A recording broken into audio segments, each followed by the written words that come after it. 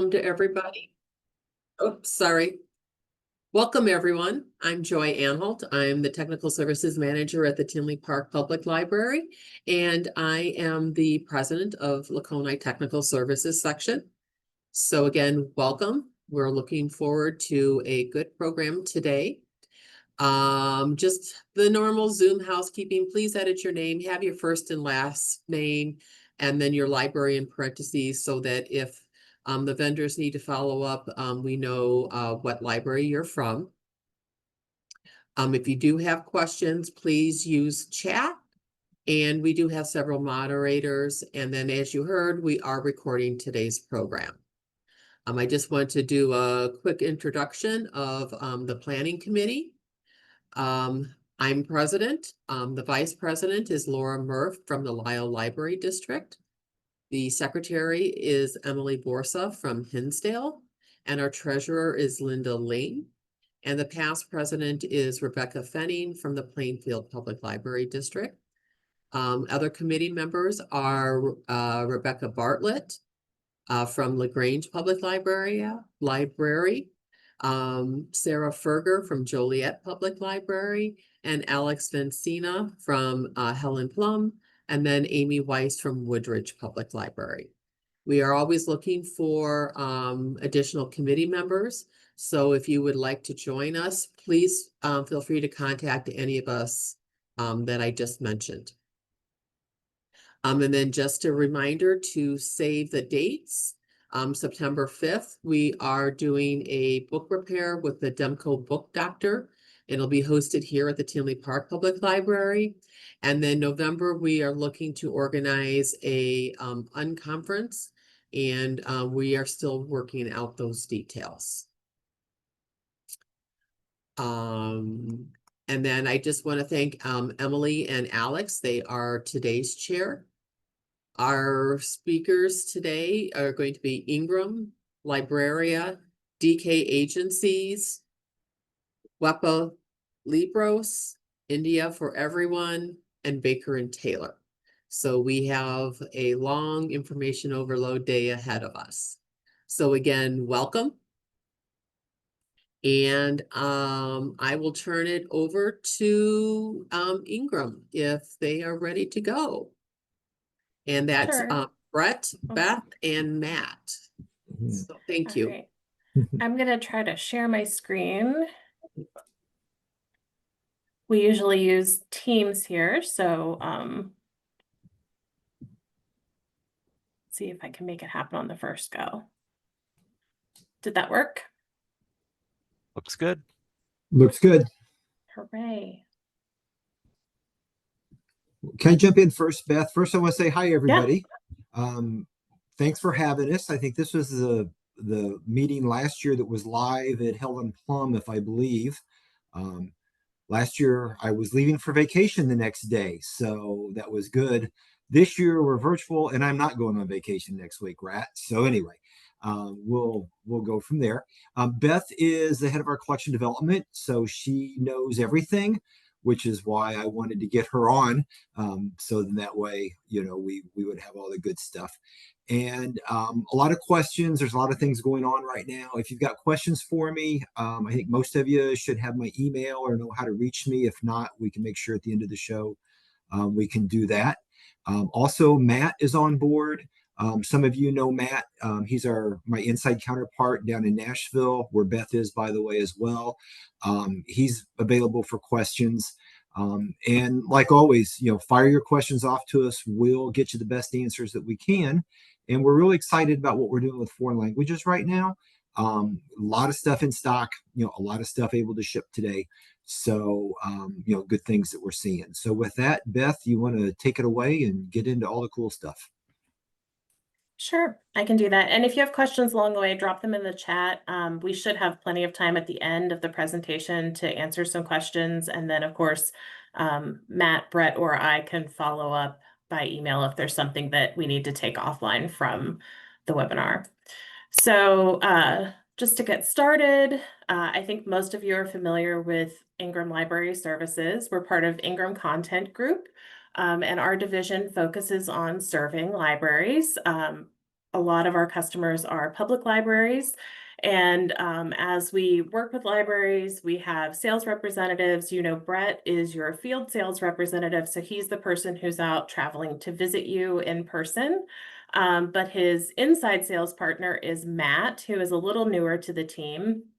And Matt works out of our Nashville office, like Brett was saying. So he's a great person if you have questions and Brett is out traveling. Matt is always a good backup person to go to with your questions because he'll be in the office and able to connect you with the right folks here at Ingram to help with whatever that question is. We also have a team of collection development librarians. That's my team. We're all librarians who have worked in public libraries before we came to Ingram. And now we work on all of the lists and services that you may use from Ingram, whether it's world language or English language, any of the curated lists that you see in iPage, standing order programs, iCurate coming soon, all of the iCurate services. Our team works on that. You may also not know this, but we have a huge team of cataloging librarians, and they are all librarians who are working on cataloging records for the materials that you're buying. And then we have a lot of behind the scenes folks with our bids and contracts team. We have some data analysts who do a lot of work to help us keep track of everything, get everything set up. We have our technical services team who helps with any kind of cataloging and processing setup. So there's really a whole, Brett and Matt are the faces you see most often, but really there's a whole team behind them helping them serve libraries. So sort of today, the plan is we're going to talk about what libraries want. We're going to talk about some of the obstacles with world language collections. And then we're also going to talk about what Ingram can do to help and sort of some of the different services and publishers that we can offer because of the way that our team works with those publishers. So one of the things I get to do a lot of is speak to publishers. And I think that these are sort of the things that I'm highlighting that libraries really want from publishers when they're talking about world language collections. And the first thing I talk about frequently is the importance of authentic language content to serve native speakers. They don't want Danielle Steele translated into Spanish. They want titles that are being published in whatever country they're coming from, and they want the titles to reflect the culture of that place. They want it to be the titles that people are reading in whatever country we're talking about. And so it's really important to be able to find authentic content in whatever language we're talking about. It's also valuable for them, for you as you're selecting, to know the title of origin for those titles. So that they are culturally relevant to your audience, and also so you can reflect the demographics of your community and who's being served. And those are some real challenges within the data that comes for world language titles. And it's certainly something I am advocating for all the time because I keep talking about the importance of that to our libraries so that they can build collections that really reflect their communities. We also know that it's important for materials that you're buying to be good quality, both in the content and also in the format. Those titles have to be able to stand up to circulation. And we know that adding a title to a library collection comes at a cost. And we're not just talking about the cost of the book, though that is part of the cost and really important. We're also talking about the staff time it took to acquire it, to catalog it, to process it, and the shelf space that you're giving up for that book. And so we know that every book that you add to your collection needs to perform, and it needs to be something that you can really circulate to your patrons. And then last, the challenge can be also finding materials for your collection. Frequently, there is not as much data. The librarian selecting the material may not be a native speaker of that language. And so there are some real challenges that librarians face around building collections in world languages. So when we talk about those obstacles, one of the things we're talking about is related to importing titles. And we know that standards for printing and bindings and even glue can vary by location. And so that's why sometimes you may get a book and it immediately falls apart because the quality of the book wasn't what you needed it to be. And so that's something we're really looking at as we bring books in, and also as we work with our print-on-demand partners to find ways to get the books that you want and also to get them to be content that can be circulated. There's also, in terms of expenses for getting materials into a library collection, you may pay a higher price or some additional fees for importing titles. We're waiting to see what will happen with tariffs and how that will that will impact the situation. If importing books may cost more because of the tariffs. And we also know that finding these titles can be a challenge. And while there are some large libraries that can afford to send someone to the Guadalajara Book Festival, for example, to buy for their collections, that's not a reality for most libraries. Another issue that can really make it challenging to get world language materials, both from the vendor and library side, is that copyright laws and the rights to distribute titles vary widely around the world. And navigating those circumstances can really make it difficult to get the titles from some countries or in some languages. And to me, the biggest challenge is always title discovery. How can librarians find the quality titles for their world language collections that will appeal to their patrons? And frequently, there is very limited metadata available about world language titles, and it makes it really hard to determine what a book is about or why it would be of interest to your patrons. And while it would be nice to see all of those books in person when we're selecting, that's not a reality for most of us. Often the selector is also choosing materials for their library, and they may not be a native speaker of the language. And so when the metadata available about the title isn't in English, that can make it even more challenging for you to select for your library. Another issue that we see is that we really need a lot of infrastructure in order to build world language collections, and that's not necessarily in place for US libraries. So I talked a lot about problems. Now we're going to get into some solutions and what Ingram is doing in the market. So you're all familiar with Ingram Library Services, and also likely the fact that we are a distributor and we distribute books from publishers to libraries and retailers. But Ingram has some other divisions that are probably less known by libraries that have real impact on how Ingram is able to work with publishers and libraries. And the two that I'm going to start with are Ingram Publisher Services and Ingram Publisher Services International. Those are parts of our business that let us take on publishers as clients for distribution of their titles. And those partnerships can vary based on the publisher's needs, but in a lot of cases, Ingram is helping with logistics like warehousing inventory or helping the publisher manage their inventory. And in those cases, that means that Ingram, and in turn, Ingram Library Services, has the ability to see more data about the titles than we would otherwise. And it also means we have the ability to fulfill orders for those titles more effectively. Another part of our business that you probably are more familiar with is Lightning Source, which is our print to order division. And you probably know that independent authors use those services for order fulfillment. And you may even know that some of the big publishers are starting to use print to order services for things like helping keep backlist titles in print longer, or even filling orders when there's unexpected demand because of an award or something blowing up on social media that they don't have stock. They can turn to us to help fill those orders in the meantime. But over the last few years, we've also really been working with exploring different solutions that print to order can help for publishers and the problems that they're facing when they stock titles. And world language publishers in particular are doing that right now, and they're really exploring how that can impact their business. And so there are a lot of world language publishers that can work with us, and they work with us through our Global Connect program. And they're able to put their content into our print to order program for distribution at all of the places that we distribute books across the world. So it's a really important tool for the publisher to be able to distribute their content. But that becomes really beneficial for libraries too, because it means that we have access to titles that we wouldn't otherwise have access to.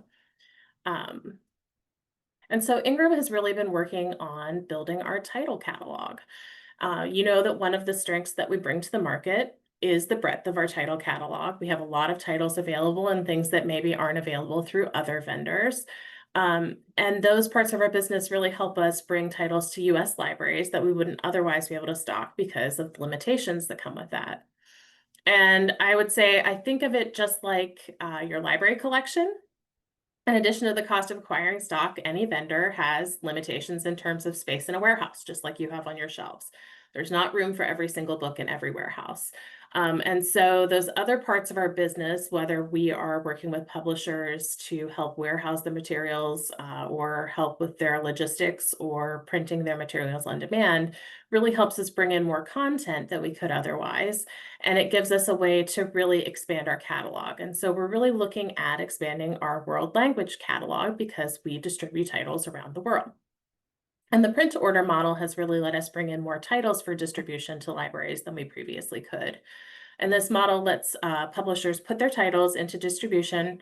And for them, the big benefit is that they're not paying the upfront cost of printing all those copies and warehousing all those copies until someone wants to buy it. They set it up and it's available for someone to place an order. And when the order is placed, then the copy of the title is printed.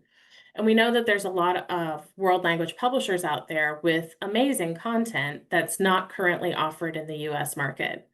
And a lot of that is due to the cost of making it available for them. And so that's something we're working to change, and we're working with publishers to get a wider variety of their titles available in the US through this model. And it can really help them also when they're struggling with the costs of tariffs. So this is something that we're talking to a lot of publishers about as we're working on building our catalog. And in addition to access to more titles for libraries in the US, that also means that libraries can order more authentic world language materials through Ingram. And that can help streamline your process. I know at my library, we ordered some world language materials, Russian in particular, through a separate vendor. And really, there were a lot of challenges to that process for us because it didn't necessarily fit our usual workflow. But if you can order them through Ingram, and you can follow your usual workflow for things like ordering and receiving and invoicing for your world language materials as well. And Ingram Library Services are also very interested in investing in our publisher relationships as we continue to build that catalog. And that means that our team is having a lot of regular meetings with publishers to learn about their content, which is great. And also we are working to educate them on the needs of the public libraries that we work with, whether that is a one-on-one session or a meeting or a conference. We're talking about the challenges libraries face, what libraries really want to see in terms of content, and how the publisher can better serve our libraries.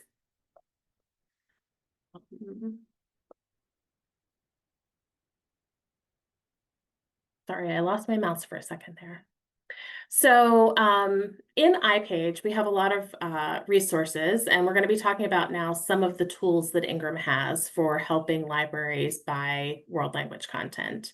And so the first thing I would point anyone to is our curated lists. We know that title discovery is a real problem, and so this is aimed at helping libraries find titles to order for their collections. These lists are created and regularly updated by our team of collection development librarians, and you can find them in iPage at all times if you go under curated lists, high interest category lists, and then browse the lists. And that will take you to a landing page that you see sort of in the background on this slide. And under each age level, adult, children's, and teen, you'll also find a section called Spanish language books. And if you click into that, that's going to take you to a section of lists. And there are just a few that I wanted to mention briefly. Under adult, we have new and forthcoming lists that pull together titles that have published in the last few months, and also forthcoming titles that we think will be of interest to libraries. Those lists are also available for fiction and nonfiction. We have some subject lists around popular nonfiction topics in that section for adults. And we also have top Spanish fiction and top Spanish nonfiction lists available. And those are the most popular titles that have sold into public libraries in the last 12 months. That's a good way to see what other libraries are buying that might be of interest for your collection. Under children's, we have lists of monolingual and bilingual titles. The most popular lists there are definitely the board and picture book lists, and we get requests frequently for bilingual materials for those age groups, which is why we've broken those out separately here. We know that a lot of people have board books and picture books in particular in separate sections for bilingual materials, or stickered differently for bilingual materials for parents that are looking to teach their children a second language at a young age. We also have lists for all the major categories in children's, including graphic novels, which is where we're hearing more and more interest from libraries frequently. And then under teen, we also have lists for fiction, nonfiction, and graphic novels. Ingram also has some virtual catalogs that you can subscribe to receive, and one is called My Spanish Bookshelf. It's delivered twice a year, spring and fall, and it's a great way to see some of the new titles available. You can sign up to receive the catalog and also our e-communications to stay up to date with new titles available and new resources that we have. And then for anyone looking for world language materials, I always point them to Power Search. You may know this.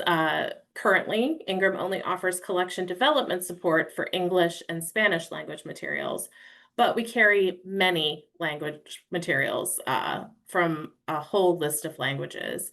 And so the easiest way to search for those is by going to the Power Search feature in iPage. You click on Search and then Power Search, and it's going to bring you to the page that you see here.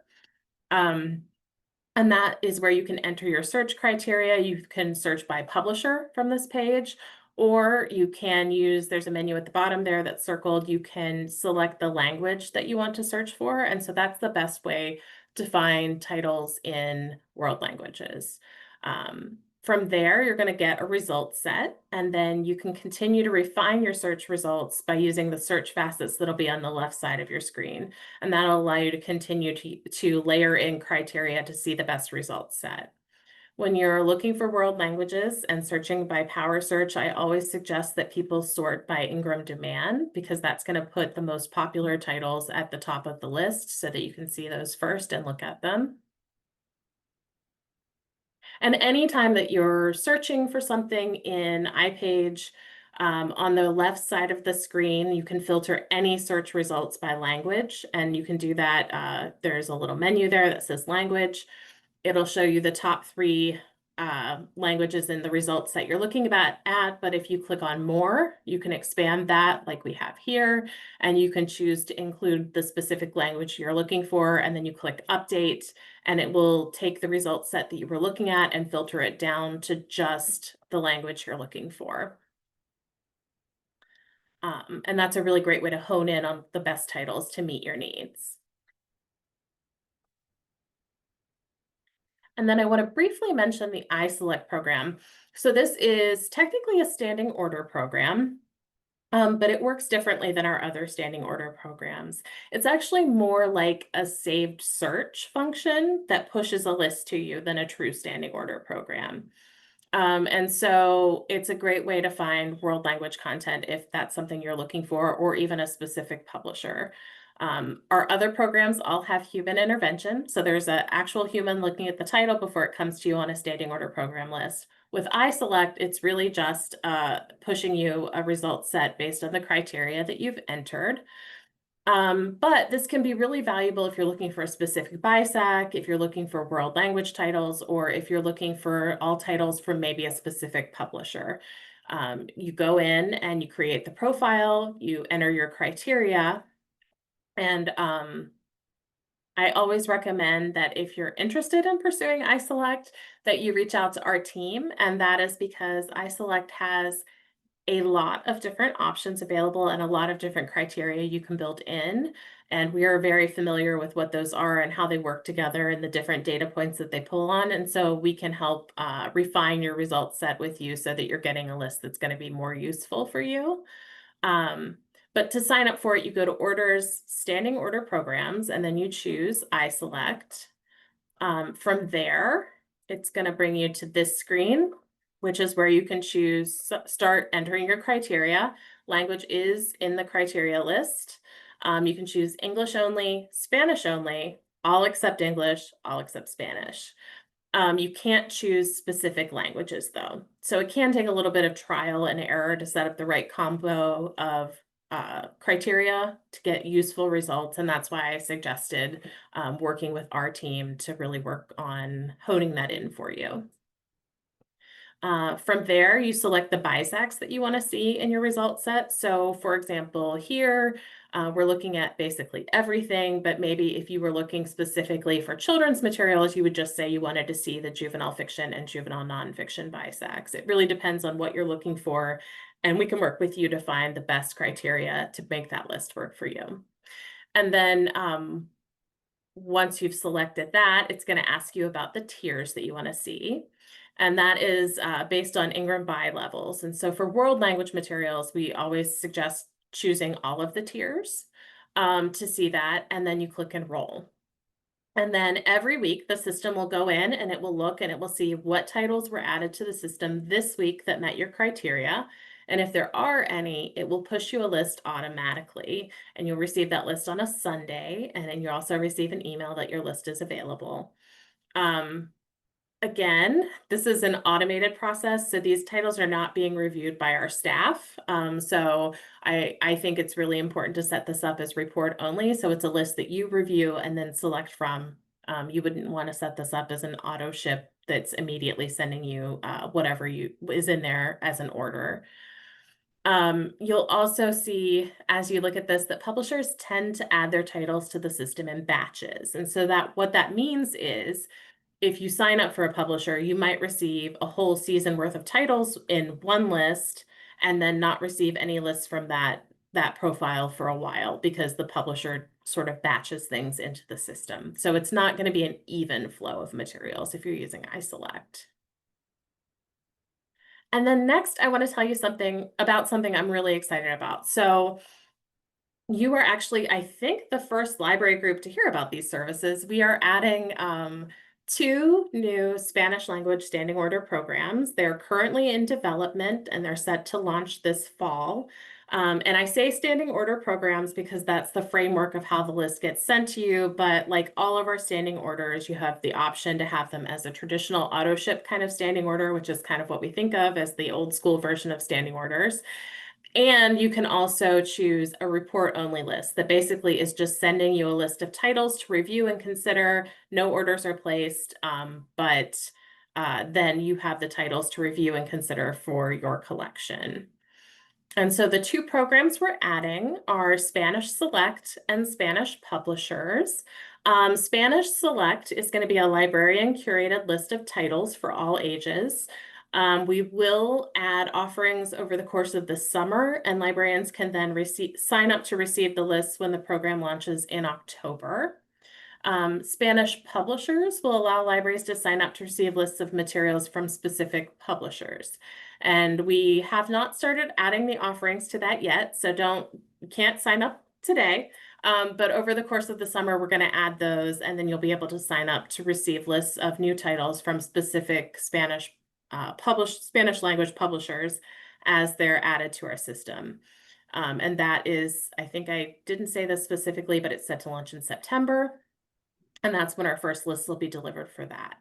And so we're already talking to some of the publishers we'll be working with. And I think this is going to be a really great addition for libraries trying to build really effective Spanish language collections. And I'm really excited about the types of materials we'll be able to bring to our libraries when this is really into full swing. So those are coming attractions, and you're the first to know. Sorry, Joy, were you? Yes, before, although Brett did answer it in chat, I just wanted to make sure that everyone else, heard. There was 2 questions, basically, what is the difference in the tier slide? Or basically between the tier levels from your previous slides. So for iSelect, what it's looking at when it says tiers is how many copies we are buying in our system. And because Spanish language numbers tend to be smaller, we suggest putting all of them in when you're signing up so that you can see all of the titles that are coming into the system that meet your criteria, and then you would be able to sort of whittle down your results from there. Sorry, I'm trying to pull up the chat too. I have a lot of things on the screen. Right. Yeah. And I answered that on the traditional program, for example, for adult fiction, there's hundreds of titles on the large. So everybody always says, hey, I'm going to go large. I want the big list. And then they get the big list and go, oh, crap, that's a big list. Maybe I need to go the small or the medium. But we can tweak anything month to month. So that's not a problem. Right. Right. And I was just saying, choosing all of them for world languages is usually the best bet, but you're absolutely correct. You can use iSelect for any type of materials. And if you do that and you select all the tiers for everything, you will absolutely be overwhelmed. Yeah. Sorry, was there any other question we needed to get to? Or Brett, was there anything you had answered that you think we need to mention? I wanted, if everybody could, like, just talk. I mean, I know you guys do a ton of processing, but if you could talk a little bit about like what kind of processing you provide, and also if we get the MARC records for the language materials, because I know some of the vendors today can do that and some can't. So I thought maybe you guys could just talk a little bit about other processing services that you could provide to make it easier for libraries. Sure. Brett, do you want to take that one? Trying to unmute there. So yes, good. We do have limited processing that we can do. I want to be honest with everybody, up front, is that the whole world of processing has just kind of gone wonky over the last couple of years. And the reason why is cost. Putting, as you guys all know, if you've costed it out yourself, that trying to put a barcode and a spine label and an RFID and Mylar on a book, it's human. And before COVID, you guys all know what you had to pay employees. After COVID, now you know what it costs, to put somebody in a warehouse to do that. We're retooling all of our processing right now. And when I say we're retooling it, I mean we're making changes, we're changing our bundles, and in fact, we're meeting on that internally on the Ingram side right now, and we're starting to make changes. We're starting to announce a lot of stuff on what we're doing. To be honest with you, when it comes to foreign languages, I don't know yet how that's going to be handled, if it's going to be handled differently than how we're handling English, because we have to do things a little bit different on the MARC record. I should have more information on that as we move into June, that I can tell you exactly what our options will be with processing foreign language material, beyond just a brief MARC record with publisher data or whatever. So if I can just promise you that I'll get you an answer here in the coming weeks on that. But this is all very new because, like I said, with everything that's happening in the library world right now, we are looking at everything we're doing. And that does include the ability to process and catalog books. And then the foreign language material is going to be springing off of that. So that's the best answer I have. Thanks, Brett. And I just moved to this question slide. I have my contact information. If you have collection development specific questions, feel free to reach out to me directly. And then I have Brett and Matt's contact information on the slide as well. If you have other questions, they're happy to either work with you by email, or Brett can set up a time to visit, or set up a Teams call to walk you through something with a screen share or anything like that that you need to support you. Do we have any other questions? I don't see anything in the chat right now.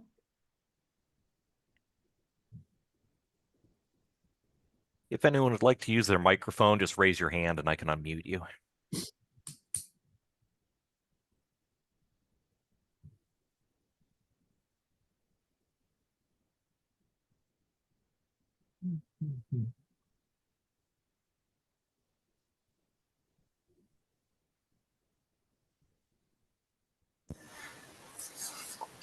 Hi, I'm Kathy from the McHenry Public Library District.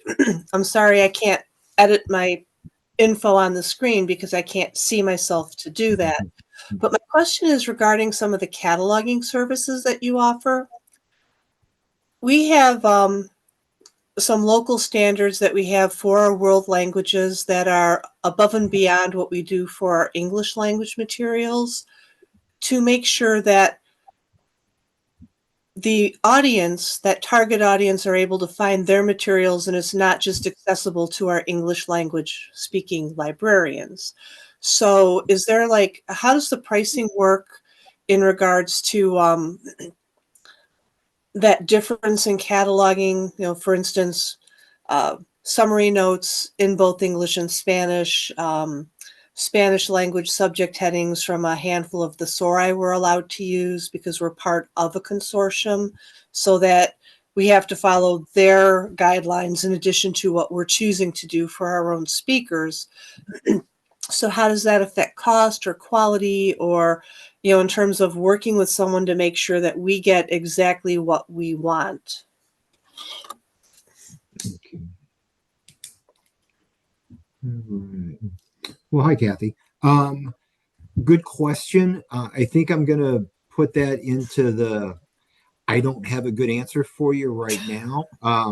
We'll do that. What I will do though is, like I said, we are making changes. I'm gonna go ahead after we're done and shoot this off to my cataloging people and see if they can give me any insight into what we have coming down the line on what we're doing.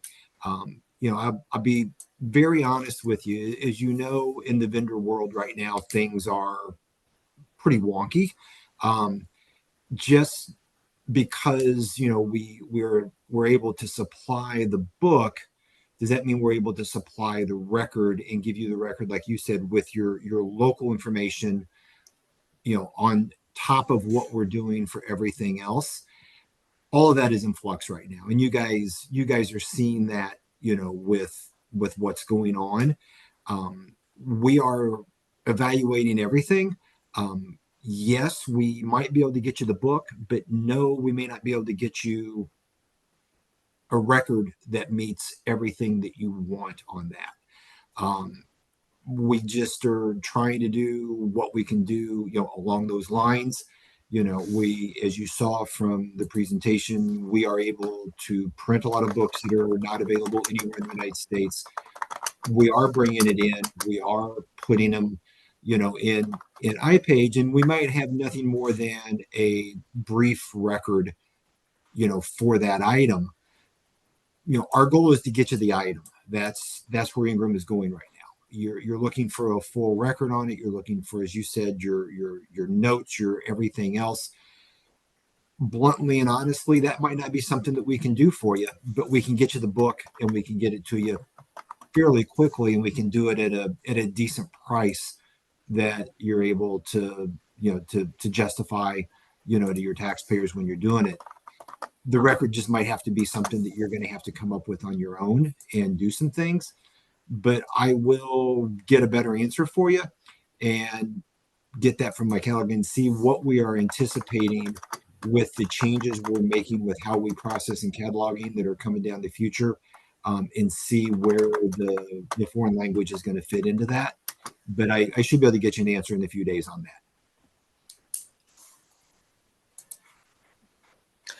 Thank you. I appreciate that. And I'm sending you an email to kind of get you my email Perfect. address for Thank that you. answer. Yeah. And for everybody, I put my email in the chat. Most of you have it anyway, but if you've got questions, shoot them off to me and we'll get you some answers. Things are kind of wild right now, as you guys all know, and doing stuff. So, Matt and I are kind of jammed up, but we will get back to you here in the next couple of days.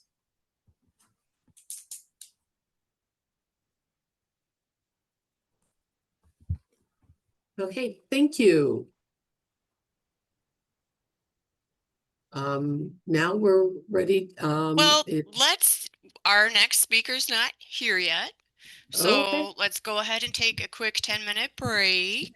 So if anyone has to use the restroom, get up and stretch, feel free to do so. And we will be back with Libraria in a little bit. Okay. Thank you, everybody. Look forward to Thank you, talking to you in the future. Ingram. Mm-hmm.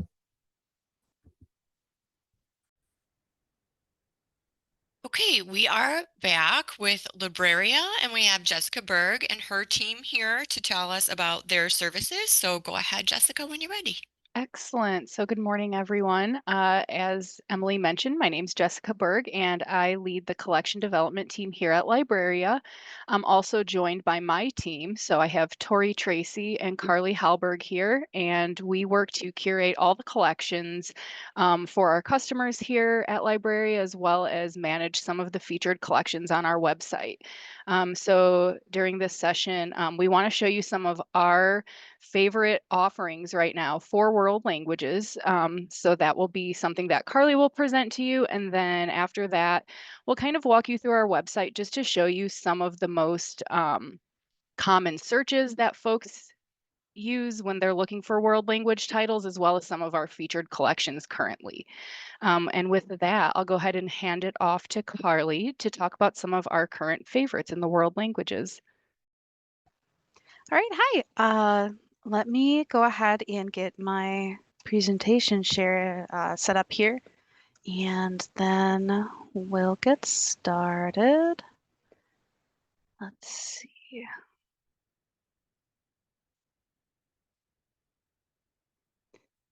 So, bear with me one moment here.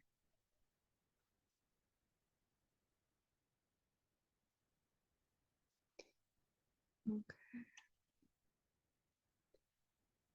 And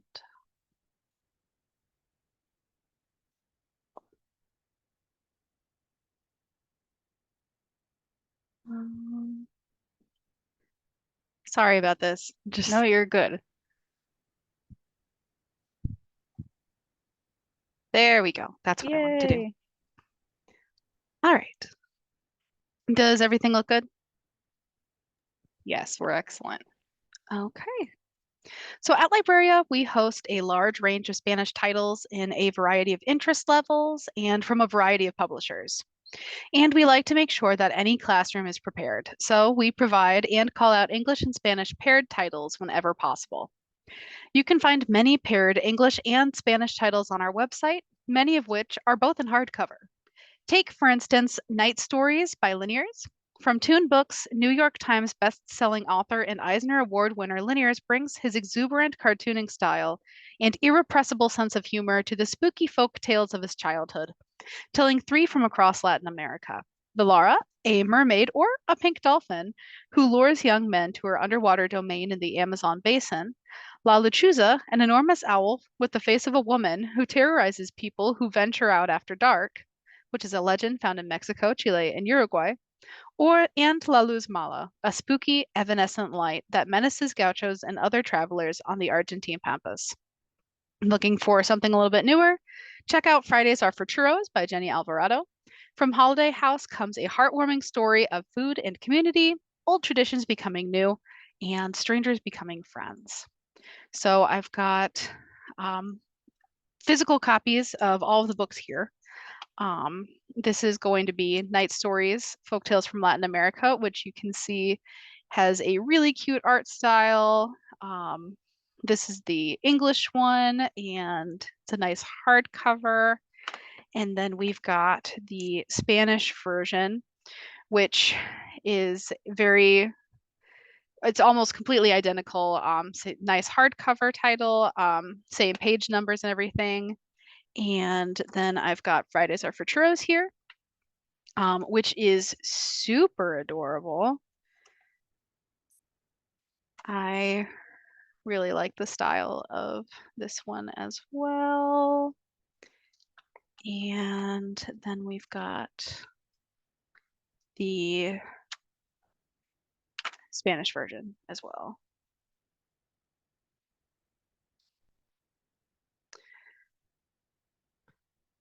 Some of our Spanish options are things you don't see very often. For instance, not only is this title a low-level manga, it's a low-level Spanish manga. What is that the T-Rex Rexy sees? Something is shining at the bottom of the river. He must find out what it is.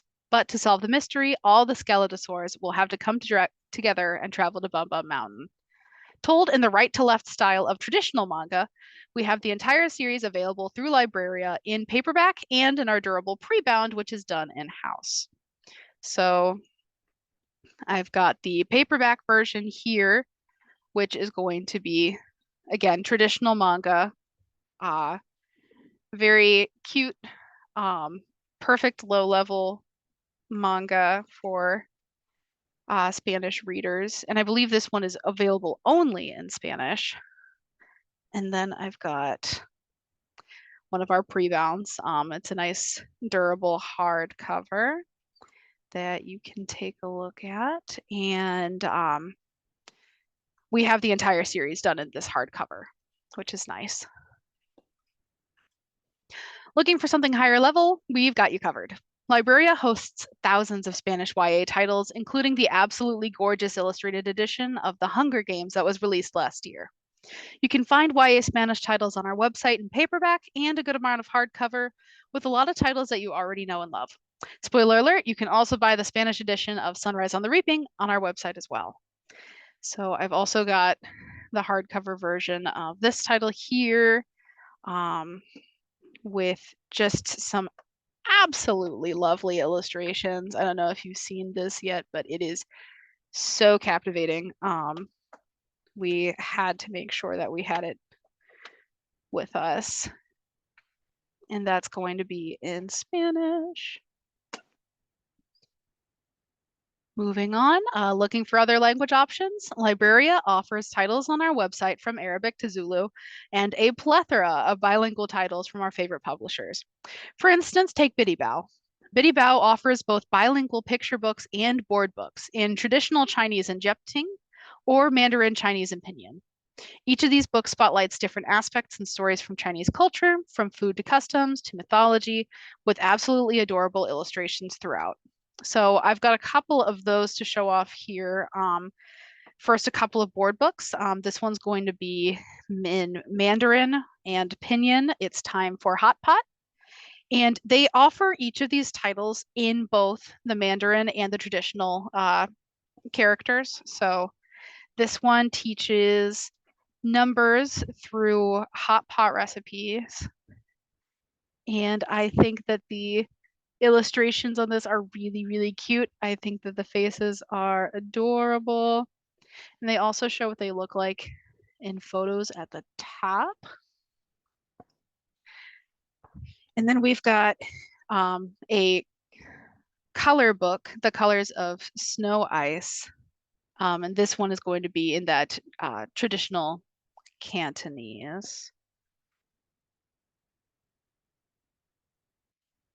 And then last but not least, I've got one of their copies of Fortune Cookie Dreams.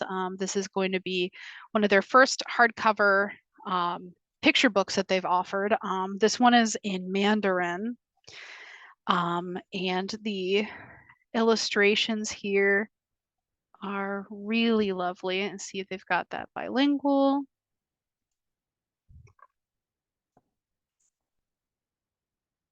And this one would be offered in Cantonese as well. Other stories from authentic voices don't stop with Spanish or Chinese. We host a fair amount of European translated titles too, and books that utilize sought-after European languages like Ukrainian and Polish. Plus, we offer English translated European titles from a variety of publishers. Barefoot Books, which is a favorite of mine, offers a variety of really pretty and really respectful multicultural titles like their Our World series. These board books focus on a certain country and introduce you to some basic vocabulary of that country's language. Make sure to check out more from Barefoot Books on our website. And we also have international titles translated into English, like titles from Archipelago's imprint Elsewhere editions, which translates imaginative picture books from around the world. The title I have here, My Brother Comes from Norway, and is a very eclectic and captivating story about familial grief. So I'll go ahead and show off those for a second. So this is the one from Barefoot Books.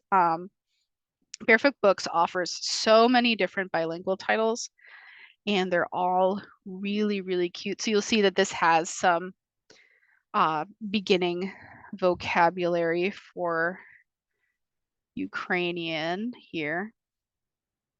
And then the Norwegian title, My Brother. I love all of these there are a lot of the ones from Elsewhere are a little bit strange and eclectic, and this one is no different. I think that the art is very intriguing, and it's translated into English, and you can find that on our website. So that's all I have to show for you. I'll go ahead and hand it back to Jessica. Thank you guys very much. Thank you so much, Carly. So I'm going to kind of piggyback off of that as we kind of head into our website features and some search options here. I'm going to quickly share my screen. Can everyone see that? All right. Yes, we can. So excellent. So just to start off, on our homepage, we often share some of our favorite new and upcoming series and titles. And one of the ways we do that is in our collection development spotlight. So this is actually kind of good timing here. We just released a spotlight for Hispanic Heritage Month. And while not all of these titles are in Spanish or bilingual, we do have some things that I'd like to call out. So we have some bilingual features, new and upcoming titles here. These are our early readers. So we have I Am, Yo Soy, Two Worlds, Dos Mundos. Those are a couple of the features here. And then similar to what Carly showed you, we have a couple featured pair titles. We have The Interpreter and Mama's Magnificent Dancing Plantitas here. In addition to the actual foreign language titles in this, we do have several own voices titles and just culturally relevant titles. Again, we can see Fridays Are for Churros here again. That's one of our favorites. And then another paired title. So we have It's All or Nothing Veil in English and Spanish available. Here's another bilingual tween reader. And then our teen selections, we have another paired selection here. So those are some more of the upcoming that we have for Spanish and Spanish bilingual. And then from there, I just want to show you some of the things that are always available for folks that are looking for world language titles. So to start with, we have some featured collections here. So if you click on featured lists on our website's homepage, there's a little tab for collections. There's two that I want to show you here, two sections. So the first one is specific Spanish language collections that we feature. So right now there's 4 collections that we're featuring for Spanish. We have authentic Spanish titles. We have paired Spanish and English, so kind of similar to like the Fridays Are for Churros book and the Folk Tales collection. It would be the English and Spanish versions of the same books. We have SEL in Spanish, so all your social and emotional learning titles, and then anything STEAM in Spanish and bilingual. And the nice thing about these featured collections, in addition to any featured collection on Libraria's website, you have the option to go in and kind of look at the whole list title by title. So for our authentic Spanish, you can see every title. It's going to list itself in title order by default. We'll talk a little bit more about that sorting in a moment. But from here, you can see what's in that collection and either choose to add books individually to a list on your account, or if you know that you're going to want everything from a particular collection, you can click this Add to List tab, and you would create a new list. So let's say I wanted to order all the authentic Spanish that's available through Libraria right now. I would title it whatever I wanted. So I'm going to just make it authentic Spanish. And then that's going to add every single book from that collection into my personal account. So if you know you're looking for something specific and it's in one of these featured collections, you're able to do it this way. Of course, I chose a large one, so it might take a second. Let me kind of go back to the features here. We'll see which window beats the other. All right. The other featured list that I'd like to share in addition to those 4 Spanish language collections is our world languages. So there are a couple collections we have here, and these are actually titles that we keep in stock and updated on the website. So for Chinese and Polish languages specifically, we have some customer groups that tend to order these 2 languages often enough for us to have created these collections. So these are going to be specifically titles in these 2 languages that we currently have in-house, rather than items that we would have to order direct from a publisher. So you can take a look at that if you were ever interested in those 2 particular languages. And this may change as some of the world language that we have in stock adjusts itself over time. So right now, those are the 2 that we find folks are looking for the most. So we have some things we keep on hand. But again, that's something to always go in and check. And then from there, the other thing I want to show on the featured list with our trade publishers, we keep organized lists month to month, similar to the other featured collections I showed you. And in there, you can find all your new and upcoming Spanish, bilingual, and world languages. So for example, we can go into May 2025, so our current month. And one of the collections here is your trade Spanish and bilingual. So once again, you could always go in if you wanted to look and see at the top, it's telling you we have 80 new titles for May 2025. So this is all the Spanish and bilingual. It's going to default your sort by title. However, let's say you wanted like a certain interest level, you can sort that way. And it starts with the lowest level, so your pre-K, and works your way up. So you could always search that way, and this is going to take you through all the May new releases in Spanish and bilingual. Your snapshot of each book is going to tell you the language. So here we see this book here, says Spanish and English. If you see the two languages noted, that indicates that it's a bilingual title. If it just said Spanish, you would see that indicate, it looks like a lot of these. So like this one, for example, is a Spanish book, whereas the one that has English added to it would be bilingual. So every month we have our featured trade Spanish and bilingual releases, and we also have a category for any other world language. So May 2025, if we click here, you can see there were 35 new world language titles released. And again, it's going to sort it in title order by default, but you can always sort however you'd like. You can pull by interest level, popularity, so on and so forth. And also you can go in on the left here if you wanted. These are all the languages that got releases within this list. So maybe you want to search just what came out in French. There's 30 books out of these 35 that are French only. Maybe you filter through and want to just kind of look at these. And if you want to learn more about a specific title, you can click on that title. And it will take you to a more detailed page with not only the basic information that you saw on that little snapshot in the list, but it's also going to give you some of the key bisacts, so what the book's about. It'll give you a summary of that title. If there are any reviews attached to it, you would kind of see them down there.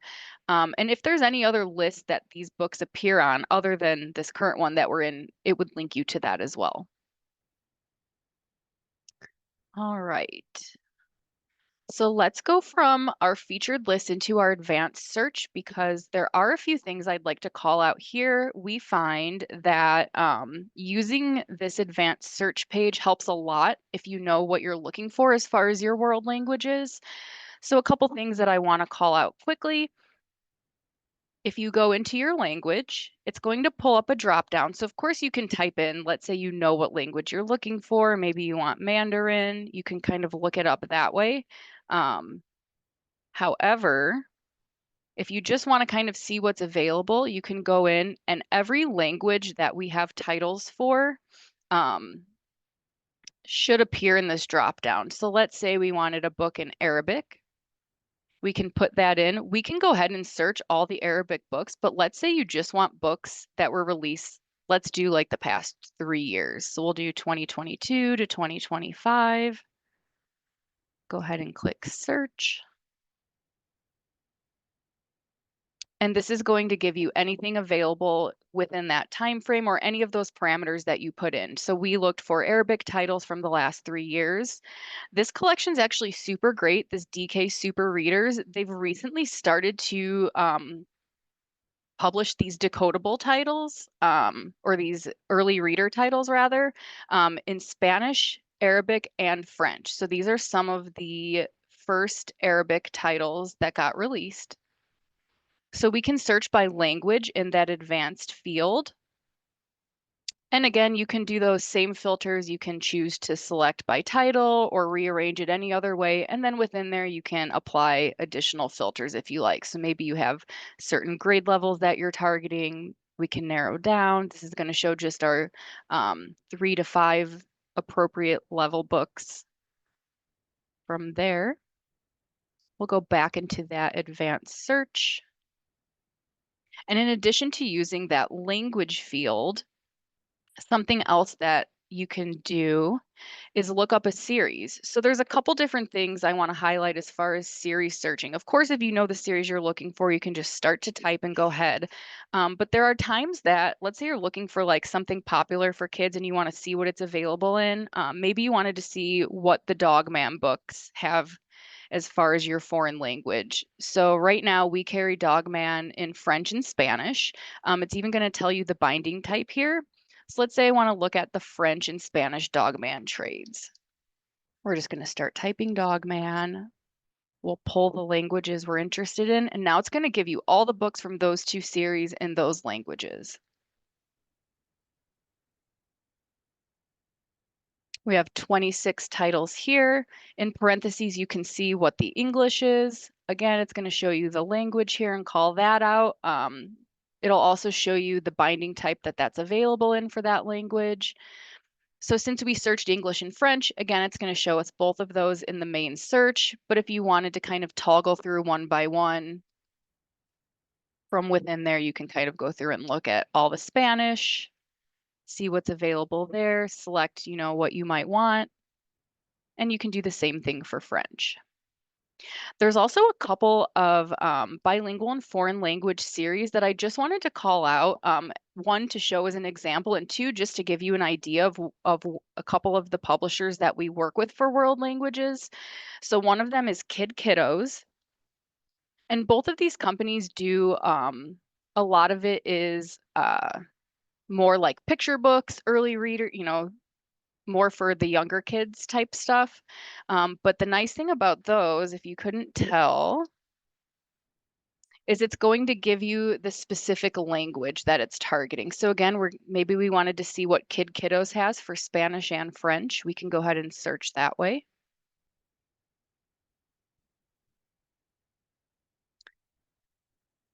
And like I said, these are some featured publishers for a reason. So they have over 200 titles just in those two languages.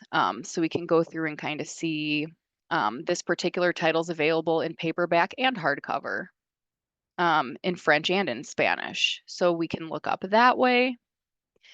And in addition to Kid Kiddos, there's another publisher, Lingua, and they do bilingual books. So there's a couple different things. They have a pen pal item, which basically it's a technology that works with the books, and it will kind of like translate for the languages. So we have the pen pal compatible books. We also just have the books that don't require that piece of technology. So again, in this example, I just pulled Lingua Vietnamese. And in that language, we have 20 examples of titles to pull. So a lot of different options with searching by series, whether you know what you're looking for or you kind of just want to see what's available. You can start to type in there and it'll break out what languages things are available in and so forth. And then the last thing I want to show you before we kind of wrap up here and get into Q&A, there's a tag that is kind of newer to our website, which is Authentic Spanish. This was actually also linked in that featured collection we looked at a bit earlier. But you can add this tag if you know that's something you're looking for. We'll search that list again just to get back to these books. So Authentic Spanish, those are any titles that were written in Spanish by a native Spanish speaker. It wasn't translated into Spanish from like an original English. So this is an original Authentic Spanish title. And right now we do have just over 1,000 books to choose from. And maybe I just want to see what's new. So I'm going to sort by publication date. So this will even give anything in our system that's going to come out in that category, even if it's not published yet. So anything that we kind of know that we're going to sell would appear here, and we can see all of our Authentic Spanish. And of course, you can use the search bar if you know you have a specific item you're looking for, but those were just some of the key things we wanted to call out on our website, both in our features and our search tools to help you kind of guide your way through as you look for world languages. And I actually believe that's all we have for our presentation. So I'll go ahead and stop my screen share. Jessica, can you talk just a little bit about processing and MARC records if they're available for the world language books and Sure, things like yes. that? Yes, Thanks. any of the processing option. Do you guys I don't know how many of you work with our processing team now, but typically anything that you would want processed as far as like getting the classification label on it with on the spines, any of the MARC records, we would produce just the same way that we would for an English title. The biggest thing is any of your metadata, so like your subject headings, things like that, it will indicate to you that it's that language, but it's not going to be in that language. I don't know if that's something that I know some libraries have specifications with that, but you can absolutely, like it would generate a MARC record just like any other title. Wonderful. Yeah. Does anyone have any questions for Libraria? You can pop them in the chat or raise your hand.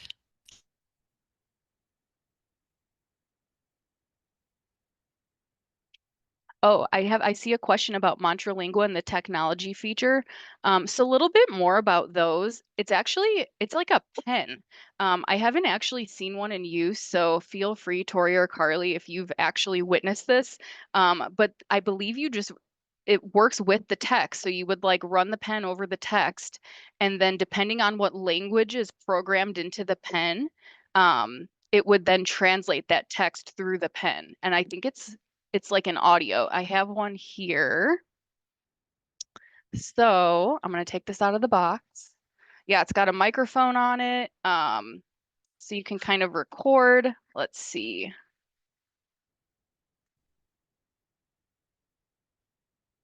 Pull this out here so you can see. So yeah, this is what the kids would use with the book. This is the tool that kind of works with it. And there's a few buttons on here. So you can choose your desired language. You can do English, you can do Spanish, or you can do the language of the dictionary that's loaded into there. So when you order these, you can choose what languages you want on there. And the way this publisher works is they typically have all of their, like, if they have a title out, it would be available in many of the languages that they carry.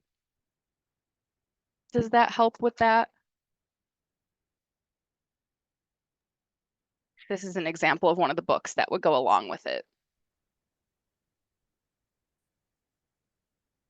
Show you inside. So it's got the text, and then it would also read it to you through the pen. Looks like we have a question in the chat from Kathy at McHenry. Do you offer customized cataloging for specific local needs such as Spanish subject headings for Spanish language material?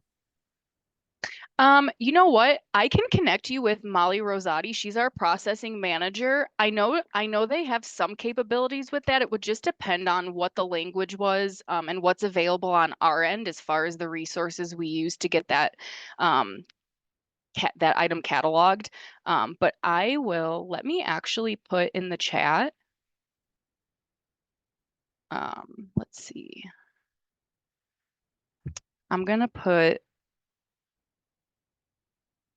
the processing email, and I'm gonna also put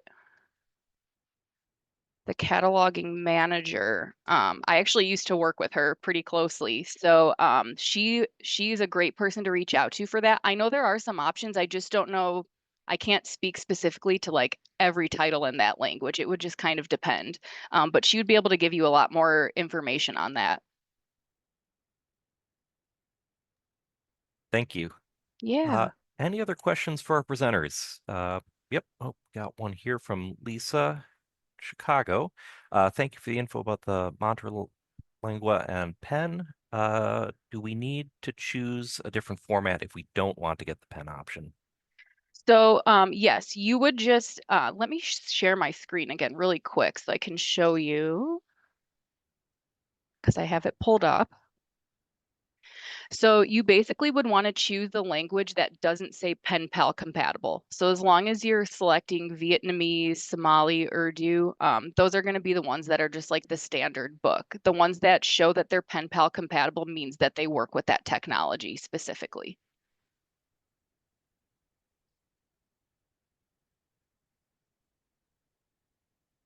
Anything else?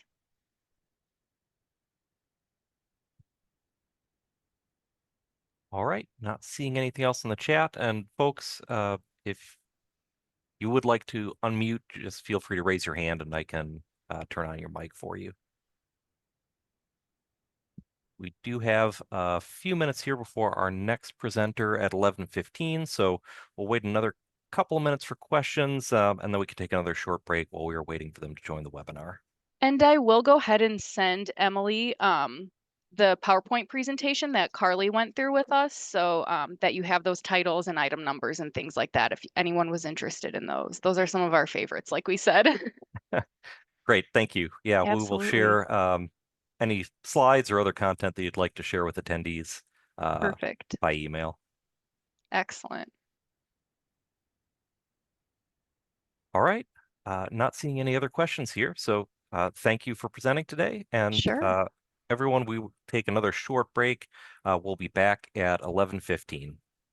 Thank you so much. Sorry, Alex.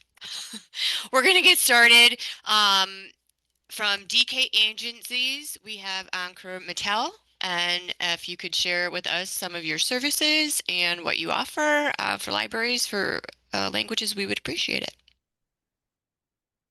Yeah, so I would like to do the screen sharing.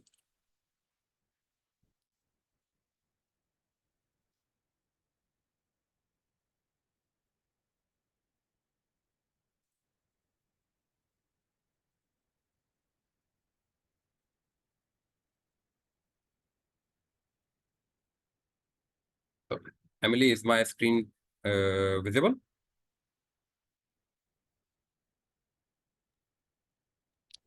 Yes, it's there. And would you like me to start now, or shall we wait for a couple of minutes? I think you can go ahead and start. People should be back. We had a break earlier, so I think we'll be ready. Okay, great. So I'll start now. Dear friends and colleagues, greetings from India. Welcome to the World Language Vendor Program organized by LACONI TSS.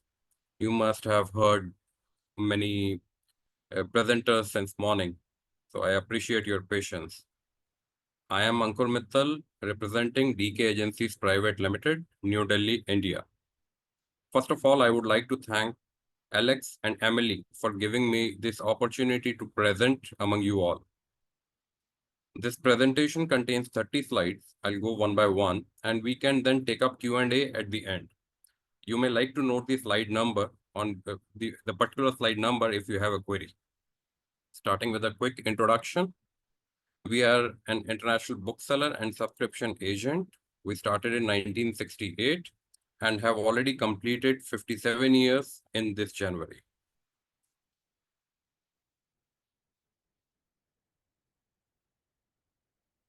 Our emblem, Saraswati, the goddess of learning.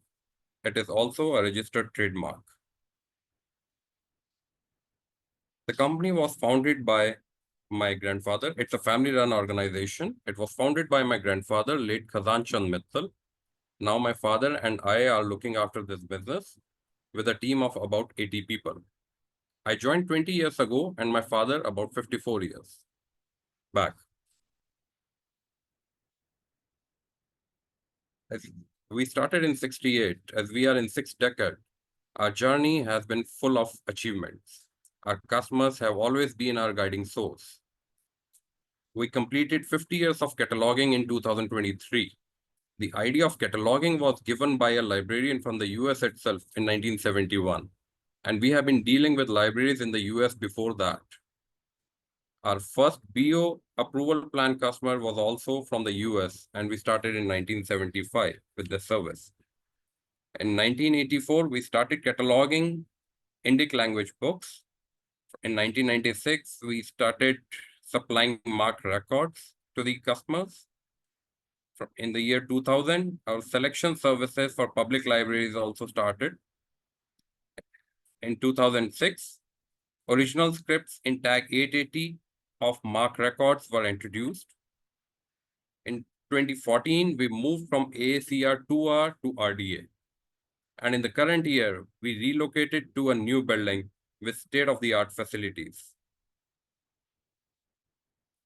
We have a wide range of customers varying from national libraries, university libraries, public libraries, research institutions, museums, scholars, individuals, booksellers. We have active customers in 60 countries throughout the globe. Our public library customers, majority are in US, Canada, Australia, Norway, Sweden, and Qatar. The various services that we offer to public libraries, we supply books and monographs from India and neighboring countries, magazines, and bibliographic services. I am going to discuss about all these in detail during my presentation.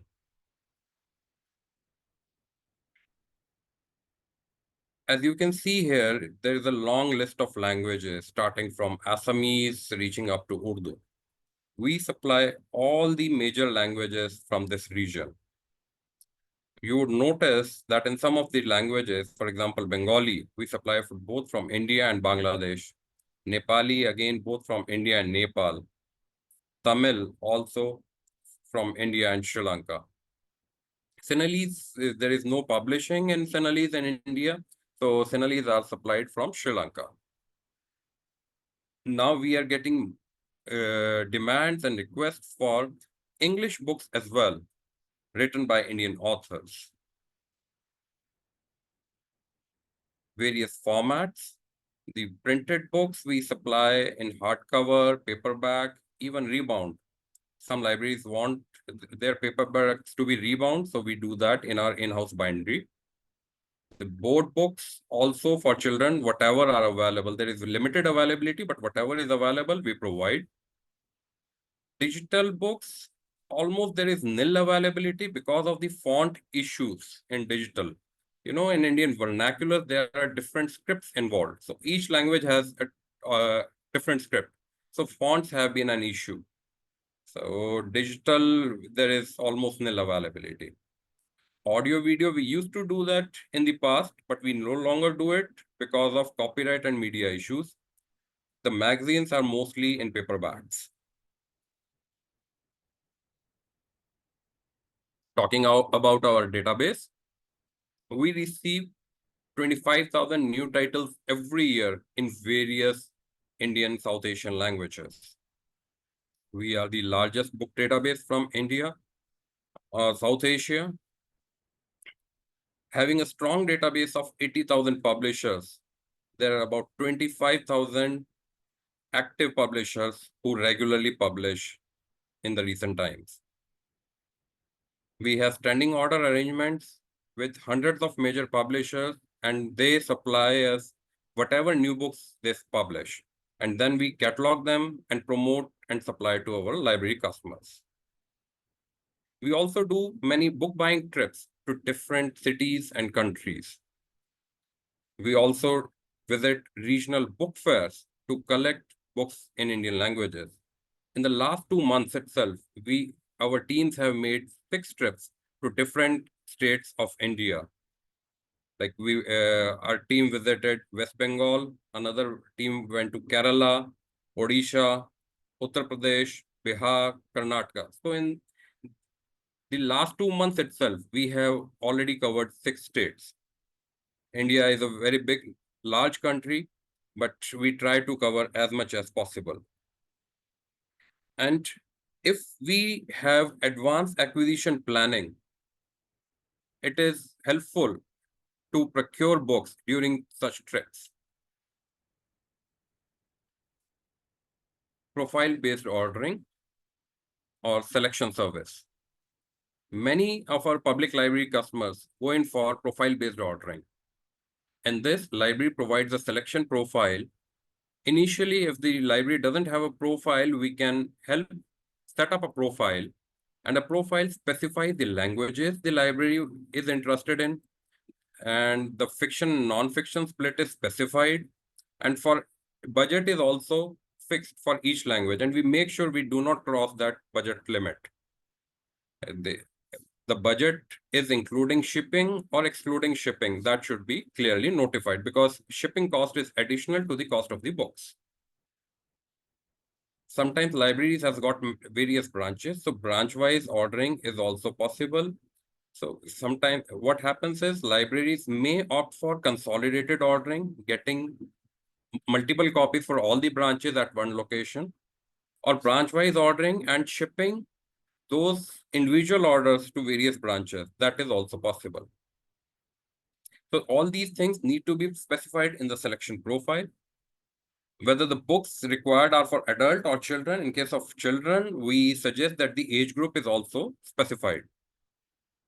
Most of the libraries are interested in the recently published books. So if there is a year of publication limitation, that should also be clarified in the profile. The specific inclusions or exclusions on the basis of maybe authors, publishers, whether reprints can be supplied or not, any subject, genre, specifically in case of non-fiction, subject are very important. And in case of like fiction, if the library is not interested in poetry, that should be specified. Specific titles can also be mentioned. If there is a good title which is circulating very well, the library may want to add more copies of that title. That can also be mentioned in the profile. And for translations, if the library is interested in translation or not interested in translation, should be mentioned in this selection profile. We have qualified librarians working at DK, and they do the selection of the books because they have been doing, there is a separate department which looks after public library customers. So they know what kind of books generally move in a public library. So they take care of that while doing the selection. And in case of profile-based ordering, we make sure that no duplicates are supplied. We maintain a data, whatever books we supply to our customers. So we deduplicate before making the supply. And if there is any delivery deadline, we also follow the same. There are some libraries who look for staggered or periodic shipments. Suppose there is a good budget for a particular language, say Hindi. The library may want to get 2 shipments in a year or maybe 4 shipments in a year, like 1 shipment in each quarter, so that patrons keep on receiving new titles, new books for reading. And we also try that the same language sets are not supplied to all the libraries, which is generally the trend of the trade. The other option libraries do is list-based ordering. We keep on sending regular emails with new books information to librarians. So the librarians or selector can select from those emails. If the librarian wants to get a customized list, that can also be prepared and sent in PDF or doc or Excel, whatever format is required. So at DK, we have been using DK number. We assign a unique ID to each title to identify a book. So this unique ID is very useful in all the lists or our website or invoice or while placing the order. And we have been using this ever since we began cataloging in 1973. ISBN did not exist in India at that time. So we also have a website. We were the first website from Indian Book Trade, and it has been running since 1996. It has a search mechanism wherein you can search all the titles that we have in our database. And we also provide spatial search and language search capabilities. For that, rights can be assigned to any particular user. A request is sent to us and we assign those rights to the user. Since there is no bestseller lists published in India, it becomes difficult to do list-based ordering. So it is sometimes a problem for the selector how to identify the bestsellers. So for that, profile-based ordering is a solution. And another problem that we see in list-based ordering is vernaculars go out of print quickly. Publishers do small print runs and they may get sold out in maybe 3 months or 4 months. So when we received the book, we cataloged it, promoted it to the library. And finally, when we receive the order for that particular book, there is a possibility that it has already gone out of print. And in some cases, the procurement times are higher. There are some publishers who do not entertain orders by post or email. So the procurement is done by physically visiting the publishers during the procurement tours, as I had mentioned earlier. So hence, there are sometimes delays in supplying in case of list-based ordering. Some libraries are interested in setting up a first-time collection of a new language or maybe a representative collection. So in those, bestseller authors must be included irrespective of the year of publication. For example, if a library is doing a representative collection in Hindi, there should be books written by Munshi Premchand, Jayashankar Prasad, or Narendra Kohli, because without books by them, the collection is not really representing Hindi. Similarly, in case of Tamil, books by Kalki and Sujatha are a must. So in case of representative collection, as I said, bestseller authors should be included, classics must be included, and this selection can be of, say, 50 or 100 books. It is very helpful as an experiment to attract readers in that language and then assess the readership of a language. But I highly recommend that if a library is creating a representative collection, they should well promote that language collection.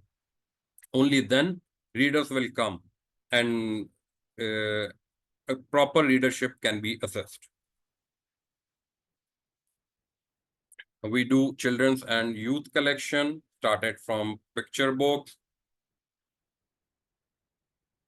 board books. In case of board books, there are very limited options, but whatever is available, we do supply. Bilingual books is a very good language learning tool as well. So not many books are available, but we try our best, and we even encourage publishers to publish more bilingual books for children. Graphic novels are also picking up now. We have been receiving requests for graphic novels in particular languages. Again, they are good language learning tools, and because of the illustrations therein, very attractive to the children. And we do storybooks, chapter books, and we also provide translations of international bestsellers, maybe like Harry Potter, Disney, The Little Prince. While doing this selection, we exclude those publications that carry any activities or workbooks, because those workbooks cannot be used in a public library. Now, moving from books to magazines, we handle subscription orders to magazines. In this, what we do, we consolidate the issues. We receive the issues at DK, and those are repacked and remailed periodically to the library customer. We do not do direct sending of the issues because issues get lost and we have no knowledge about those. So we always consolidate the issues and remail them to the customer. Any supplemental material, such as maybe Diwali issue or any other supplemental material which is received with the subscription, is supplied to the library. If there are any claims of missing issues, those are addressed directly to DK and we take care of those.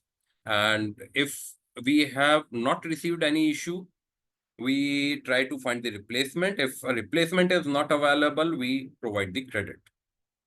So these magazines are available for both children and adults. They are very helpful in attracting the diaspora because magazines carry current topics, the hot topics that people are interested in reading. And because they are periodicals, they keep on coming to the library often. So there is new addition to the library on a regular basis. So if a library is interested in magazine, I suggest that they should subscribe to at least 5 titles. And only then will be able to make a consolidated shipment once in 2 months. Here you can see cover of some recent issues of various languages: English, Hindi, Bengali, Gujarati, Tamil, Malayalam. These clearly show the subjects they cover, the variety, and they will definitely be good attracting point for the readers. As I have already told that we have a huge database of publishers that we have dealt with already, and we purchase books only from authentic sources so that there are no copyright issues or no physical deformity. And since we are based in India, we have that locational advantage. We have better connect with the publishers, and we do have a huge inventory with us of Indian books. We carry more than 100,000 titles in our inventory, which are ready to be shipped. The procurement time depends on various factors. The factors are given here: language, country, number of titles. I'll go with a couple of examples. Suppose a library orders books in Hindi. So procuring books in Hindi is easier, and since we are based in Delhi, so procurement time is lesser. But if a library orders books in Kannada, the procurement will definitely take much higher time because the books have to be purchased from Karnataka. And if I talk about Sinhalese, the Sinhalese books will be purchased only once in a year when our team goes to Sri Lanka on a book buying tour. So in those kind of languages, we always suggest our customers that there should be pre-planning of orders. So if a library is interested in buying, say, X amount of Sinhalese books next year, have plans to buy those books next year. So if they can tell us in advance, this year, we'll do the procurement now. And then when we receive the formal order next year, we will ship the material. So things become faster. Shipping is done by courier, such as DHL and FedEx. The transit time is about 7 to 8 days. And in case of India Post, the transit time is about 2 weeks, 2 to 3 weeks. Because of the huge volume that we have been doing for the US, we have competitive rates from both DHL and FedEx. So for US, we are using DHL and FedEx. India Post we use very rarely for the US. And when we send a shipment, an automated shipping notification is sent to the customer by email after dispatch. And we do strong packaging, which can withstand international transit. The cost of shipping is additional to the price of the books, and it is calculated on the basis of actual weight of the shipment. And larger shipments are economical per kilo or per unit. We provide duty taxes paid service for Canada and some other countries. The invoicing for North American customers is done in USD. For other countries, like for UK, we do in GBP. And for Europe, we do in Euro. Each item or each title is indicated as a separate line item on the invoice.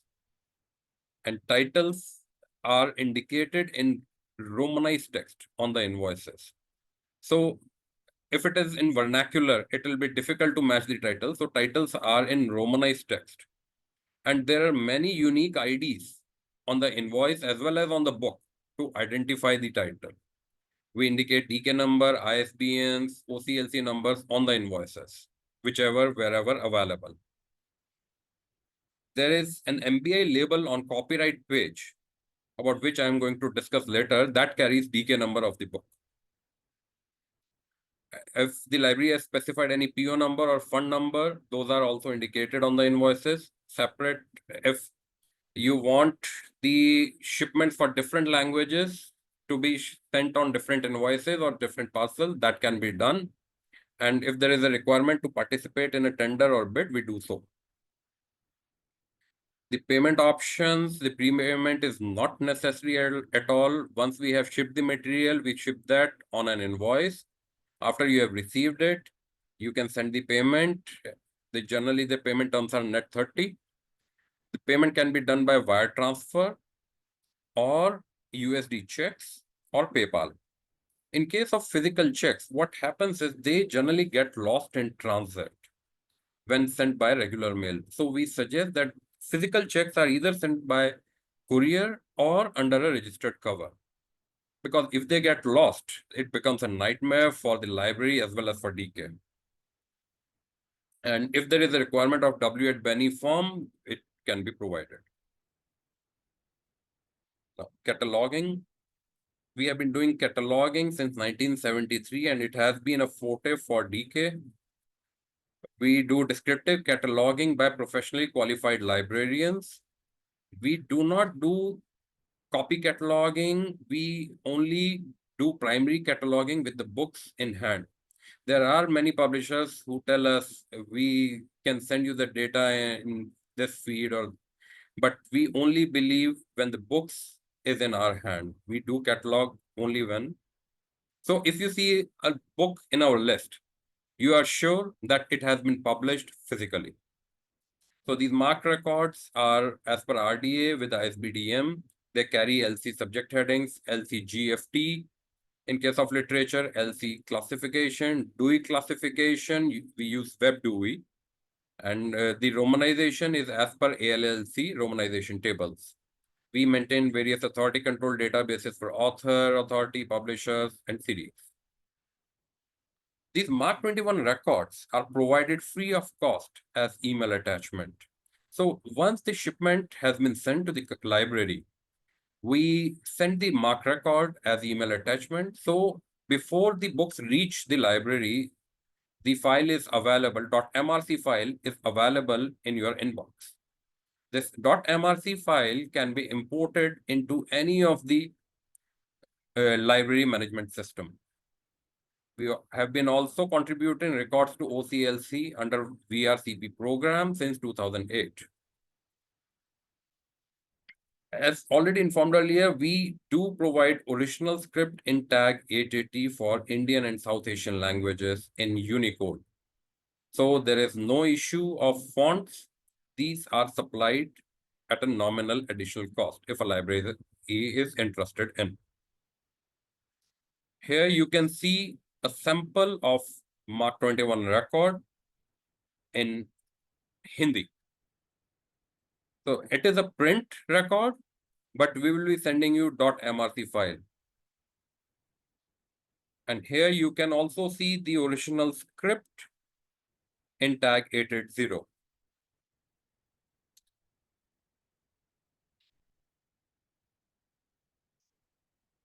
Sometimes library has some requirement for local tags in tag 9xx.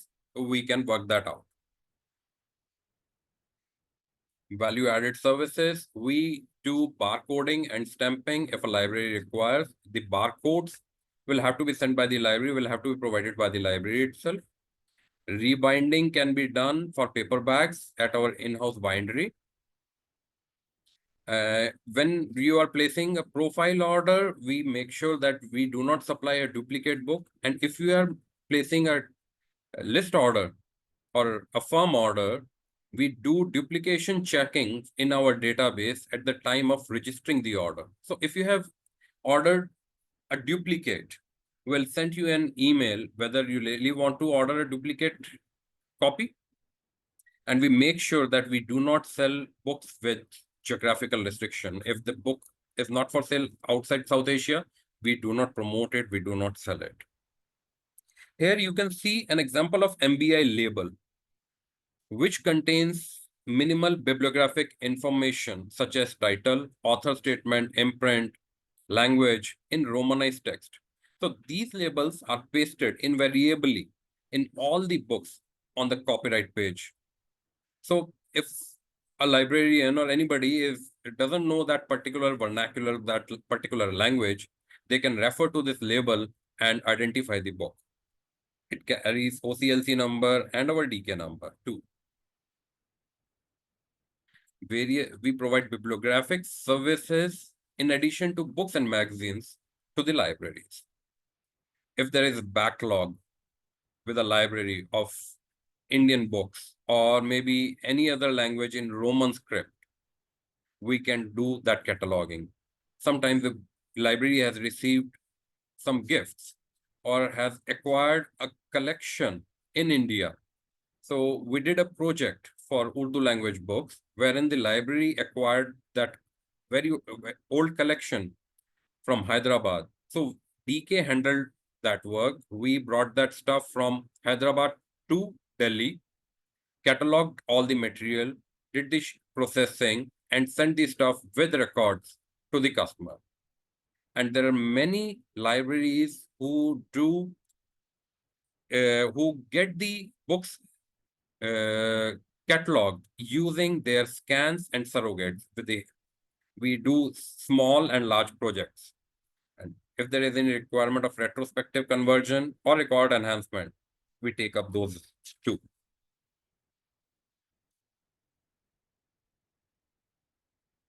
We are located in New Delhi, the capital city of India.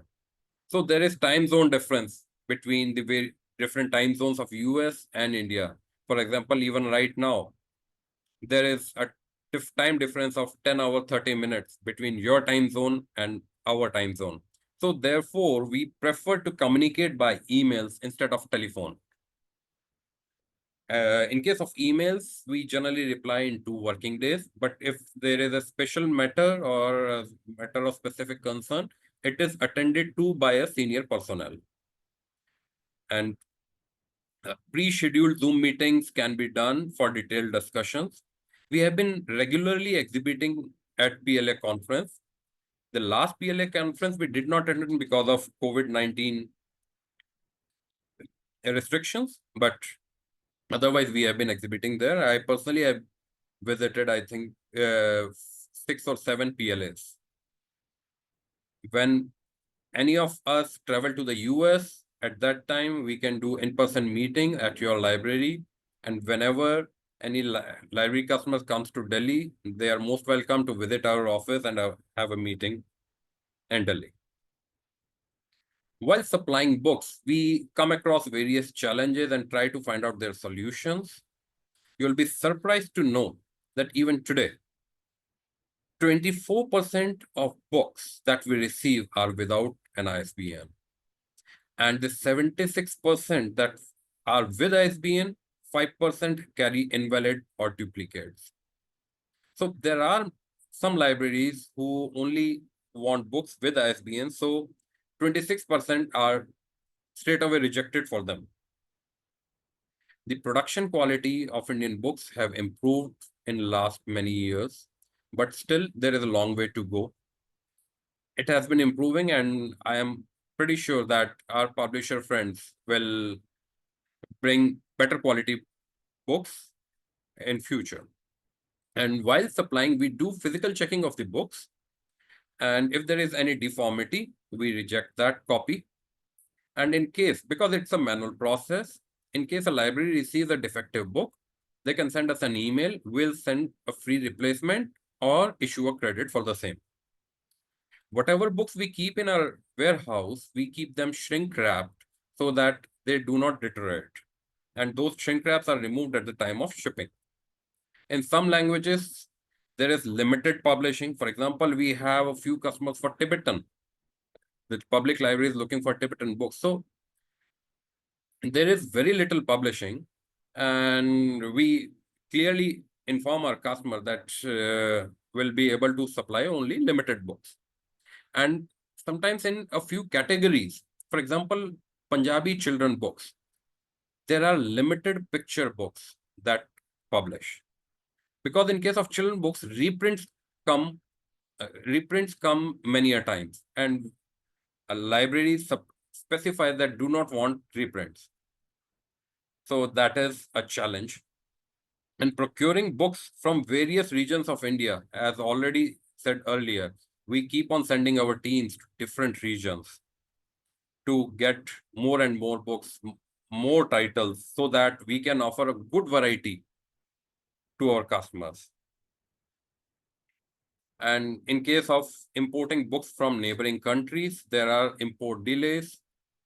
Like I'll tell you an example. Our team went to Sri Lanka in September last year, and the stuff they collected was received at DK in March. So it took 6 months for the material to complete all the processing, all the documentation, and receive the material at DK, which is quite long.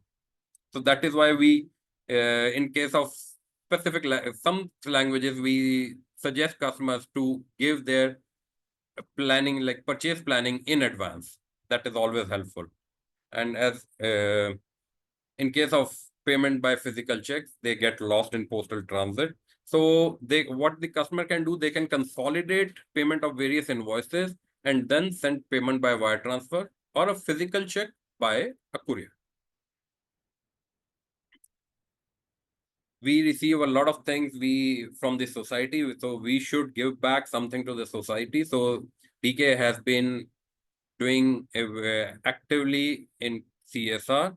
My grandfather started a charity over 40 years back, and we have been continuing it and enhancing also with additional services to the public. Since the time left is limited, I am rushing further, and I would like to thank you for all your time. The presentation became a bit lengthy to cover all the topics in detail. I eagerly look forward to question and answers. And questions will certainly add a lot to our learning. Our customers have been our guiding source throughout. And I know you all must be waiting for the lunch break. So we'll move fast. Yeah. Thank you. So, Folks, if you want, you can type questions in the chat, or if you raise your hand, I can allow you to use your mic as well.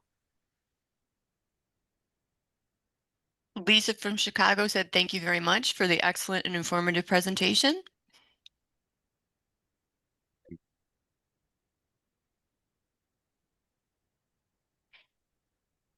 I did have a question. For a library that was interested in ordering, what is the process for setting up an account? Should they do that through the website or just send you an email directly? yeah, the best is send us an email directly to our customer service team, and they'll respond promptly. Very good. All right, just waiting a minute to see if we have any other questions here. Will you be coming to PLA next year in Minneapolis? Yeah, hopefully I'll be there. Well, very good. Hopefully we'll see you there. Yeah, sure. All right. I am not seeing any other questions. So we'll go ahead and pause the recording here. We're going to take a lunch break, and we will resume at 12:30 with presentations from WEPA Libros, India for Everyone, and Baker and Taylor. Ankur, thank you for presenting and for being up so late to present to us. No Thank problem. No problem. Thank you, Alex. Thank Yes. you, Emily. And thank you, everyone, all the participants. Thanks so much. Thank you. We'll see you all after lunch. Yeah. Okay. Are you all able to see me and hear me? Sounds good. Great. I'm going to share my screen here, and hopefully that goes well for me. Let's see here. Well, I did this on my own just a minute ago and it was working. Are you? Oh, there it goes. Okay. All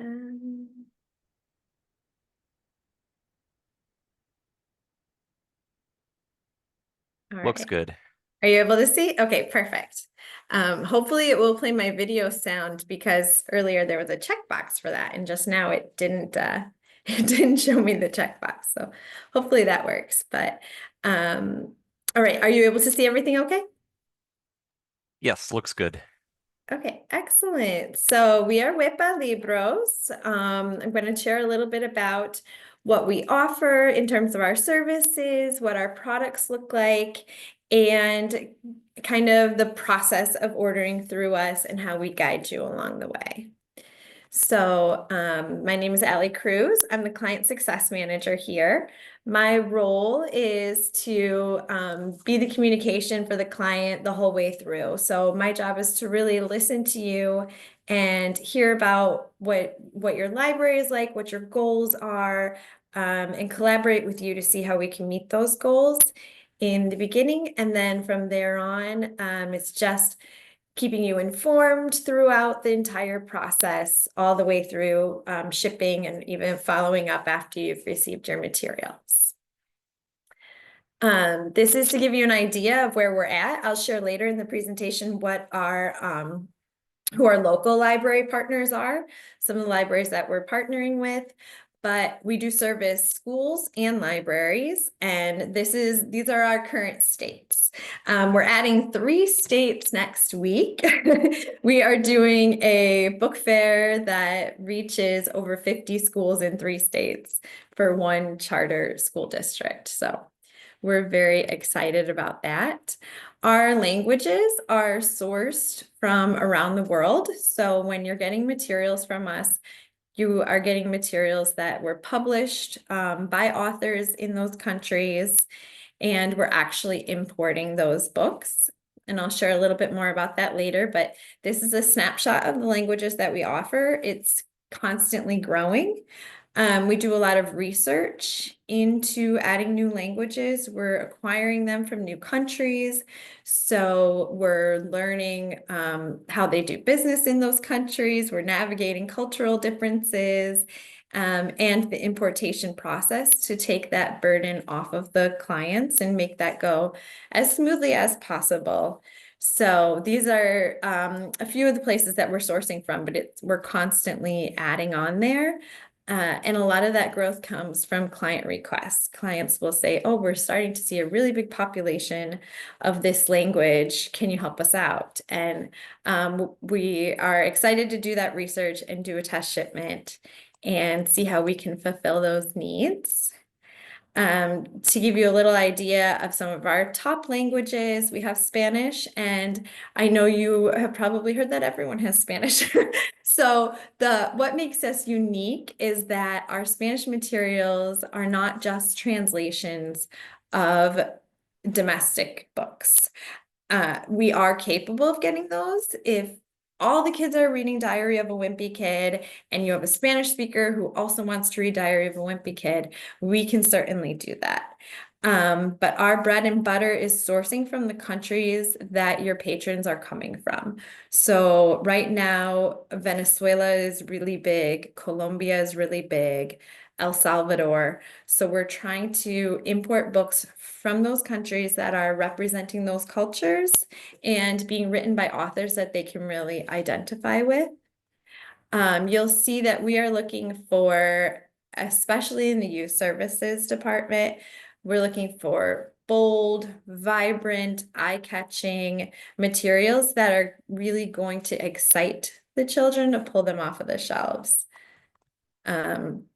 These are just a number of the languages that we are currently offering. We have Indian languages, some hard to source languages, and we're currently growing. So I would love to hear about what languages you are represented in your patrons in your community. I'm curious to see what we're working with here, what you have and might be ready to grow. So if you can join us here with this link, if that will work for you, you can let me know if it should. Yep, looks like it's working for me. Okay. I don't know why I can't see the. No active polls at the moment. Haha. There we go. Did that work now? Yep, I see it. Oh, and I see we also have when my child participated earlier, so I should I should have been able to delete those. I didn't. Didn't realize those would pop back up. And I'm interested to see what our biggest languages are. Okay, so Spanish and Polish are growing. Some Ukrainian, Hindi, Urdu. I'm seeing a lot of languages that that we have great collections in. Oh, Telugu, that's increasingly popular. Awesome. And Tagalog, a lot of people coming from the Philippines, Mongolian, that's awesome.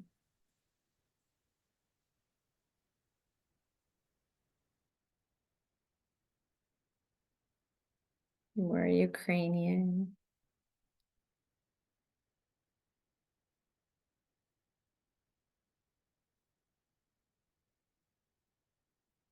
Malayalam, that's great. Russia, I was waiting. I said, is anybody I was wondering, is anyone gonna put up Russian? Is Russian in your communities? Because that's one that we've been seeing a lot. All right. Has everyone had a chance to participate? I can see you're all muted.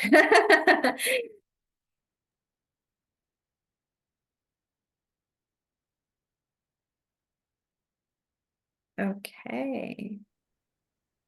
All right, this is great. So I see there's a big Spanish population. That doesn't come as a huge surprise to me, but we love to see that. We got started as Spanish, you'll see in the presentation, and we've expanded from there. And we actually have already established suppliers in all of these languages. Greek is the only language I see there that I'm not sure that we have yet added. But we are continuing to grow. I see Mandarin popped up. We actually are currently working on a Mandarin order right now, and we've had to pivot. And we are actually ordering that Mandarin order from Taiwan right now in order to save our client from the newly imposed tariffs. So we always have a pulse on the political climate. We're really knowledgeable in importing these books. So being able to have the foresight to pivot our Mandarin to being ordered from Taiwan and save those tariffs to the client was big. As you probably know, that's a big amount. So I'm going to come back here to my presentation. I loved seeing everything that you all have in your libraries. I see Joy on there. Oops, pause. As I see Joy is a current client, right? I'm going to move into the story behind WEPA Libros. So this is our founder, Veronica. She is not able to be with us at the start of the presentation. She'll hopefully join later on. But this will give you a snapshot, a feel for her and for really kind of her passion and how she began the company. In a northern Chicagoland suburb. In that role, a lot of times the resources in the classroom available for me to utilize for instruction or for my English learners to access for their own pleasure of reading were very low quality, slim, especially when I compare it to my general education instructional peers who had these robust libraries, and our ELSA classrooms had limited resources. I moved into leadership, and I was now in a position to purchase things for classrooms at the district level. I hit that wall again. There's just so few options, and the resource providers promoted having authentic materials.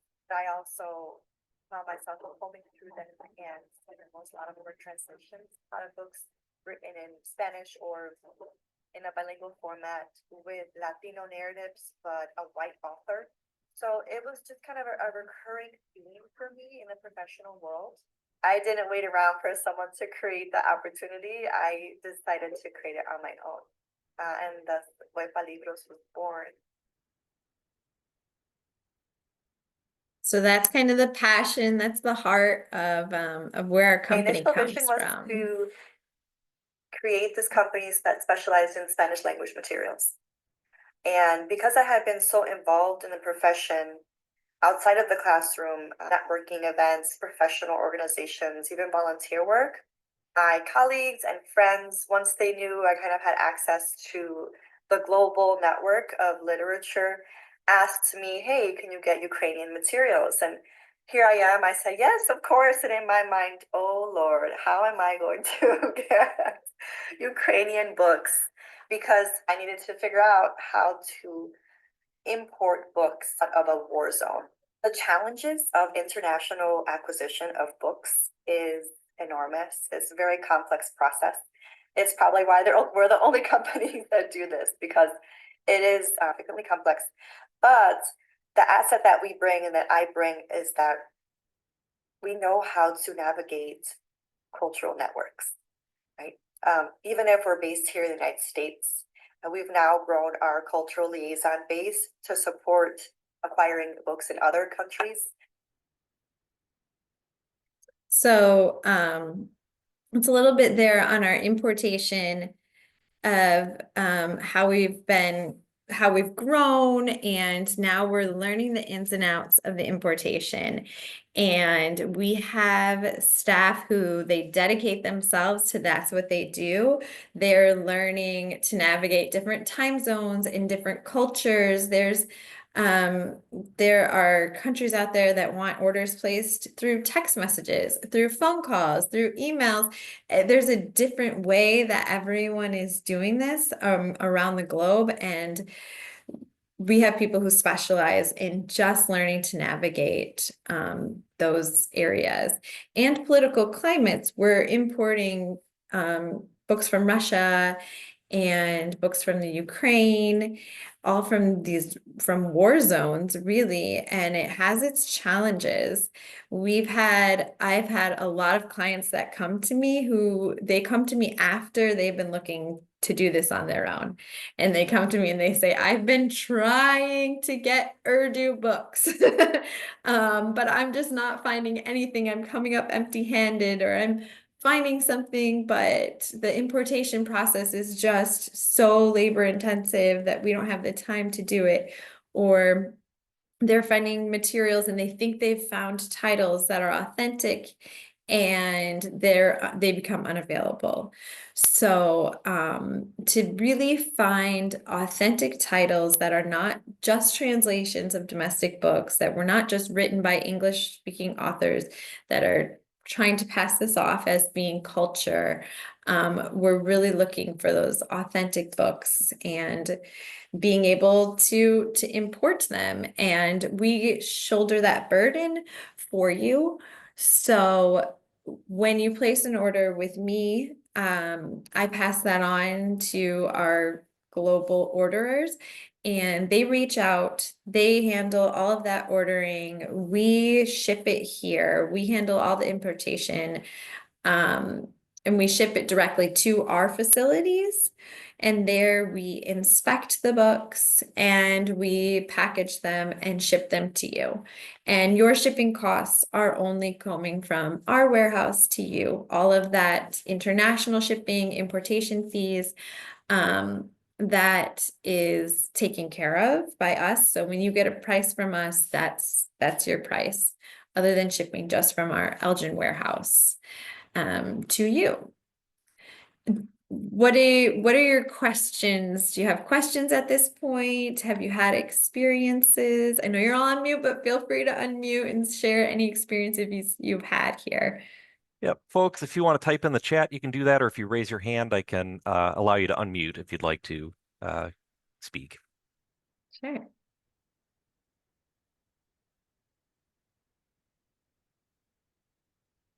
Let's see, I see there's a question in the chat from Lisa in Chicago. I believe this was with regard to importation and tariffs.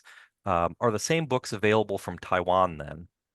Yes. So yes, we were able to get the same books from Taiwan, which was really exciting on, on our end, because this news, it kind of came at us fast and sudden, and it's pretty, things are uncertain. It was up in the air. Does this apply to books? Does this not apply to books? And so we really have to have like feet on the ground ready to go. Right. And so yes, we're pretty excited that we were able to get the majority of those titles from Taiwan with maybe a few replacements. When we do need to do replacements, and that can happen even when we're not switching companies, that something is available one day and gone the next. And when we do need to do those replacements, our curators are able to find something that they feel is the best match that's still within the scope of what it is that you were looking for. And we're able to swap that out. We're able to bring it to you for approval, which is really your choice. I mean, you guys are really busy. And sometimes you're like, I trust your judgment. If a replacement needs to be made, go ahead. And other people, it's just different dynamics. Other people are like, I want to approve all of these changes. So either way, we work with it. It does happen that there are replacements that occasionally come up, but in this situation, we were able to fulfill all the needs, and we were really excited for that. Great. Looks like we have another question from Lori at the Lyle Library District. Does your company offer help with selecting books? Yes, absolutely.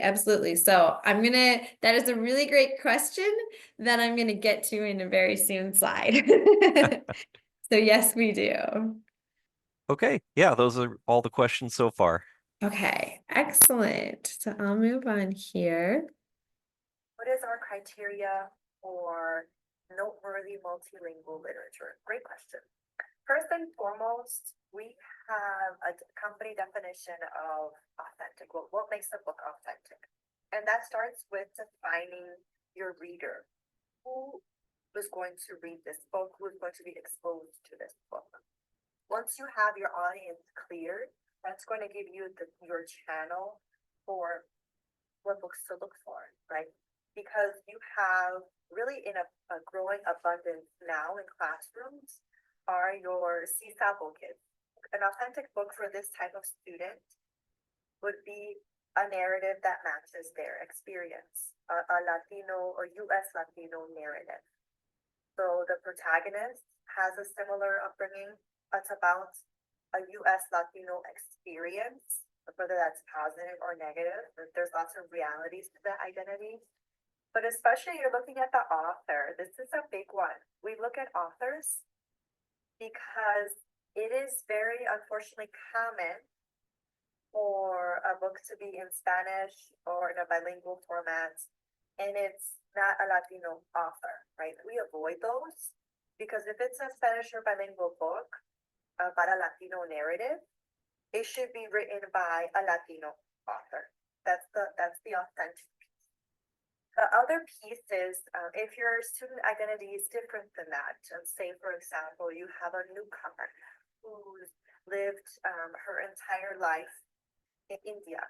Right? You want books from India, ideally. That would be the ideal conditions. Published in India by an Indian publication house, by an Indian author.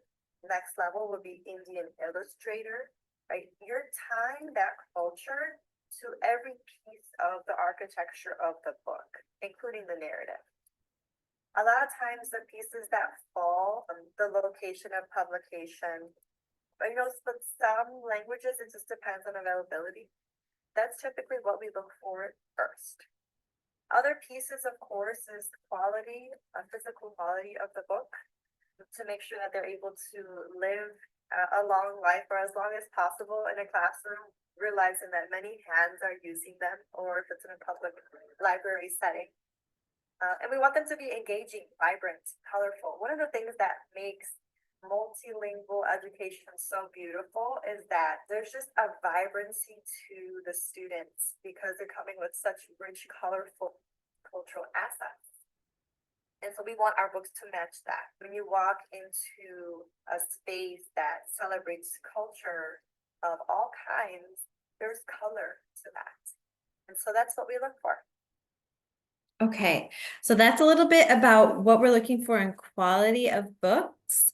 I'd like to show some books that I have on hand. Are you able to see my camera well enough, or should I stop sharing to get to that?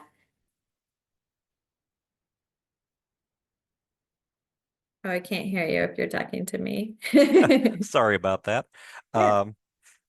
Yes, I can see your camera, and for folks in the audience, there should be a slider on your screen where you can adjust the amount of space that's allocated to the screen share versus cameras. So Okay. feel free to adjust that so you can see better. Excellent. My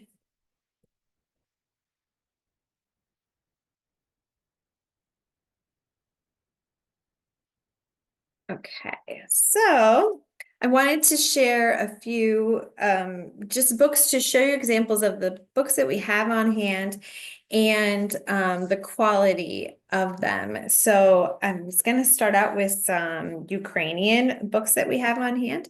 So this, for example, this is a whole series that we have.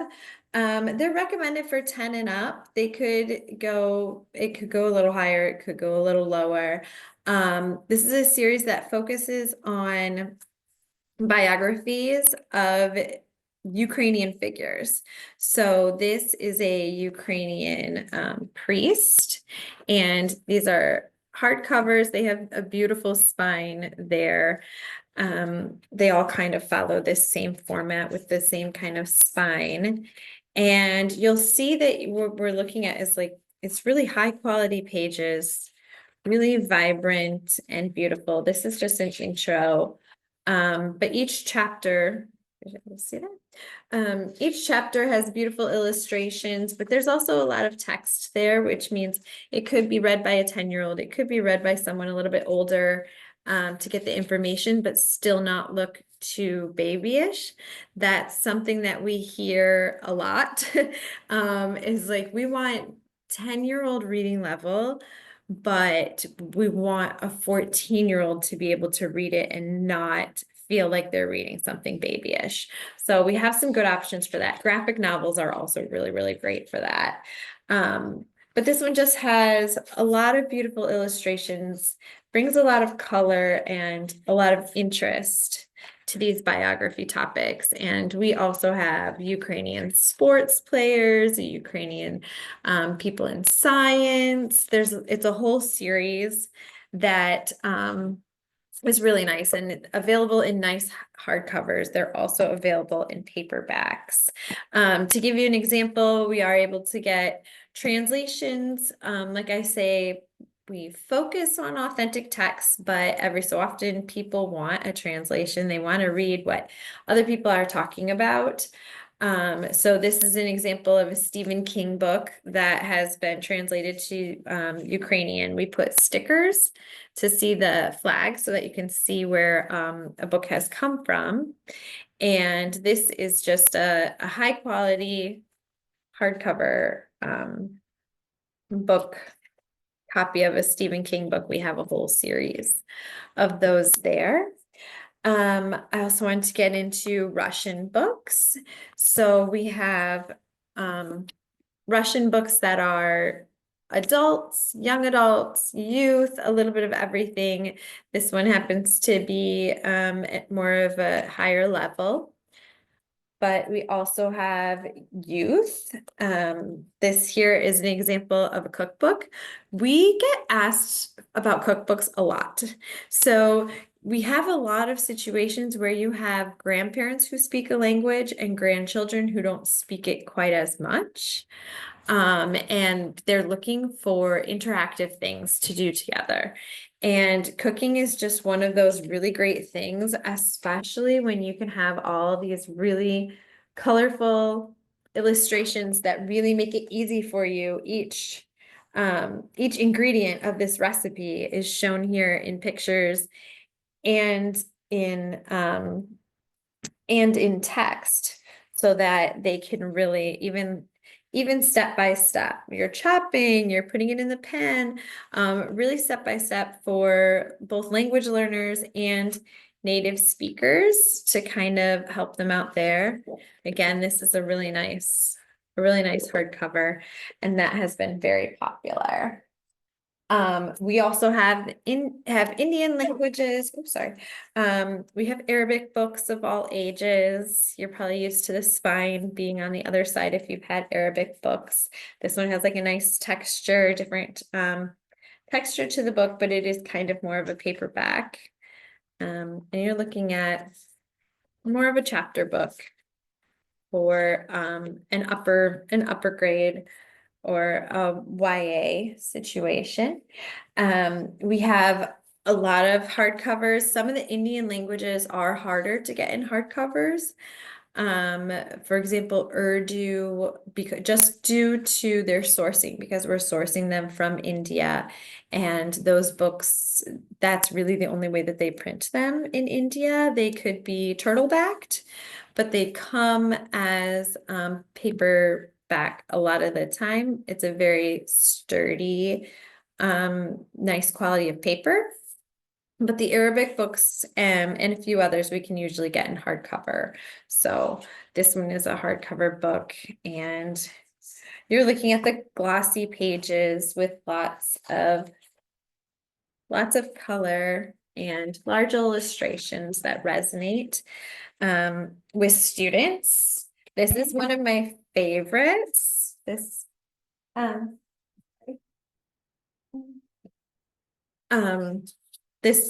Arabic book is a series, so these are really great. They offer some kind of a blend of fiction and non, with a little bit of information mixed in with a story. So that one is really great too. Oh, hello, Veronica has joined us. Welcome. Joined us right after we watched your videos. Oh. So here she is in person, Veronica. Hi, everyone. Hello. The last ones that I want to show you are just some of our Spanish books, just to give you a little bit of an idea of what we offer there in our authentic text. So this one that we have right here, we have met this author and he is fantastic. This book has been super popular. He just came out with a sequel, which everyone is really excited about because this has been a really big popular book for us. And again, we have the sticker on there to show where that one is from. And this is a copy of our bilingual options. So you'll see English and Spanish on the same pages. And again, you'll see really, really beautiful illustrations that get the kids excited. When I met the author, I got a signed copy for my girls, so they were super, super excited about that. So that just gives you a little bit of an idea in terms of adult books too.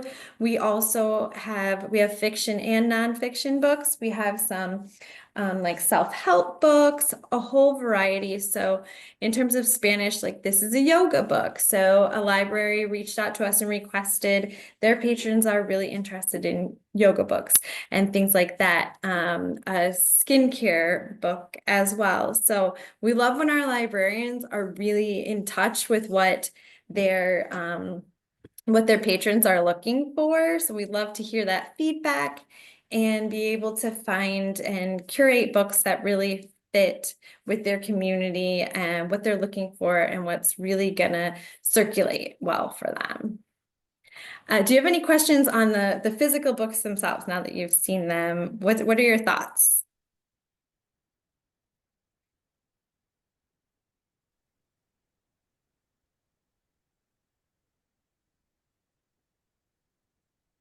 Again, folks, if you'd like to use your mic, just go ahead and raise your hand and I can unmute you. Otherwise, you can type in the chat.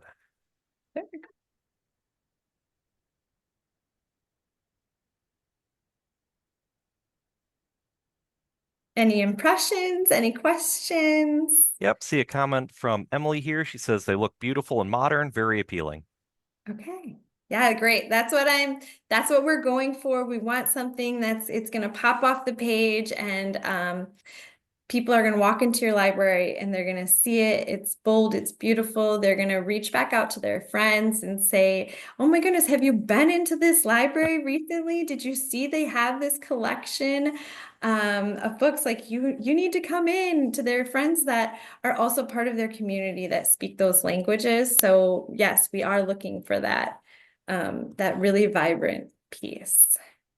Okay, I'll move on Oh, here. there's one question Oh, here. yes. Let's see. Cassie says, curious about adult collections. I've had trouble finding books for adults in Spanish, even when the children's section is very expansive. Yes, so yeah, we've been able to find a number of Spanish books.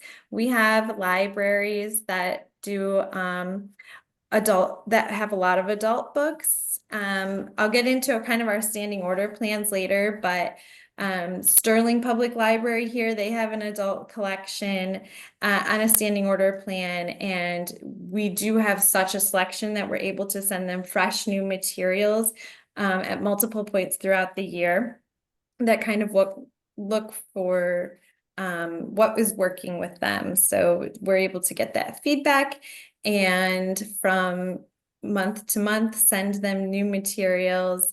So we have a huge range available. And if they're looking for popular titles, I just did a book club with my friends, and one of them is Polish, and she's like, I want a Polish copy of that. And she was able to find that and read with us.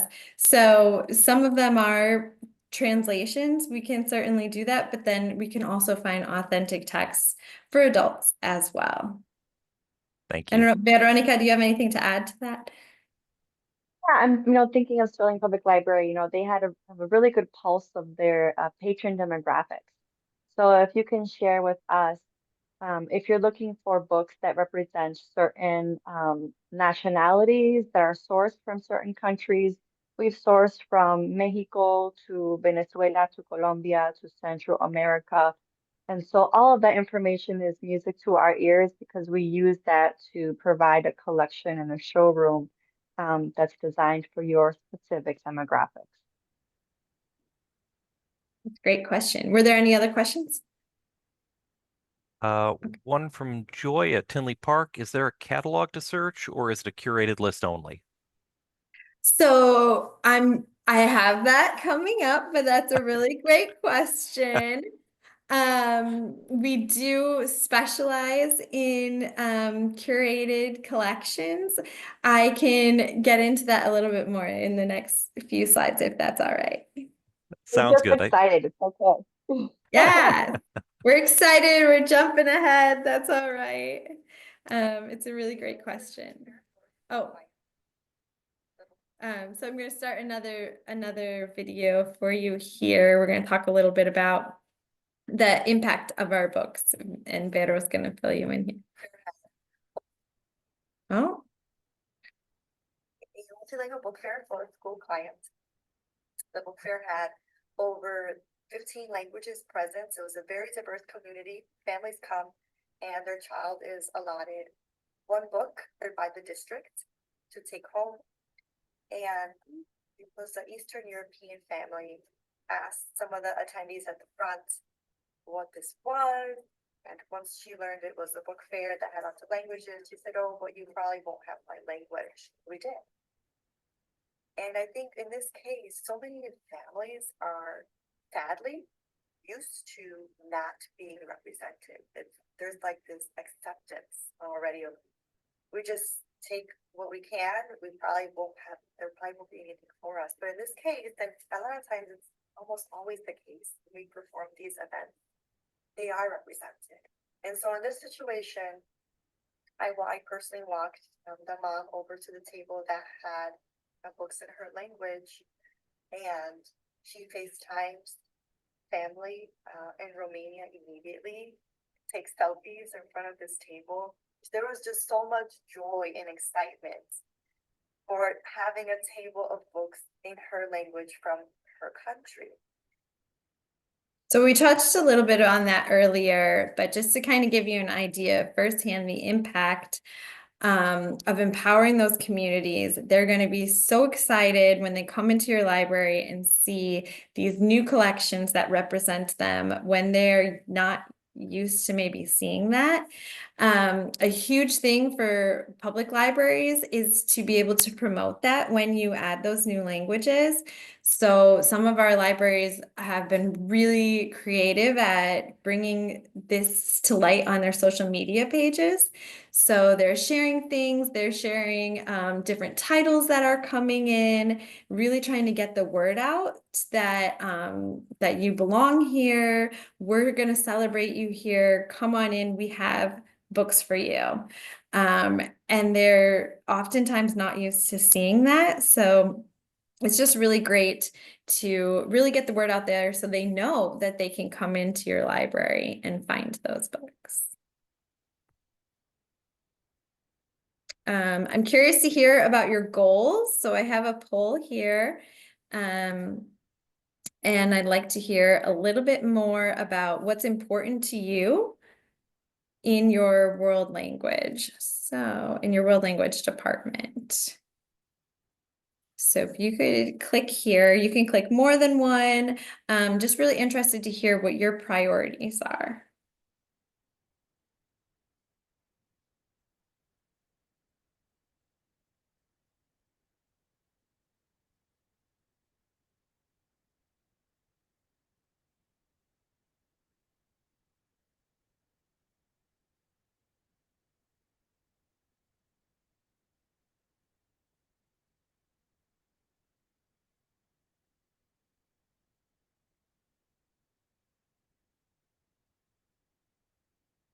Loving the emphasis on the culturally relevant materials. That is like music to my ears.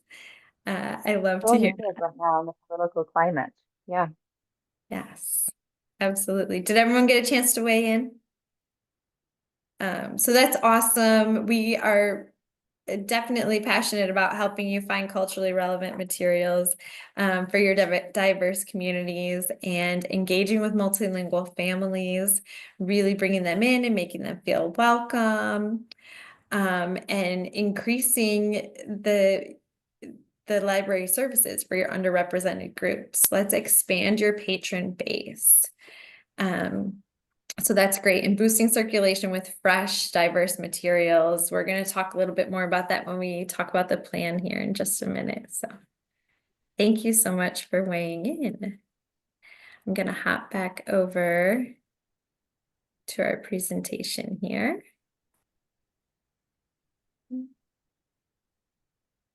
Okay, so a little bit about your plans, about what we offer. So here's your questions.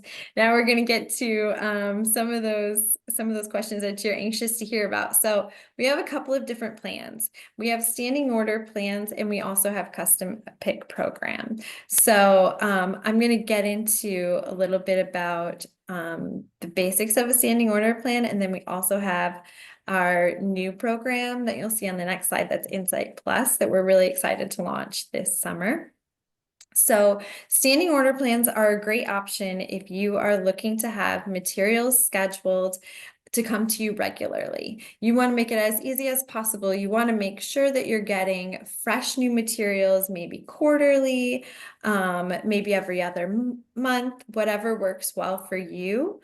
But we do a contract up front. We hear all about what you're interested in, what's going to work well for your library. And schedule your budget with you throughout the year and how often you would like to receive those books, and we're able to just keep them coming.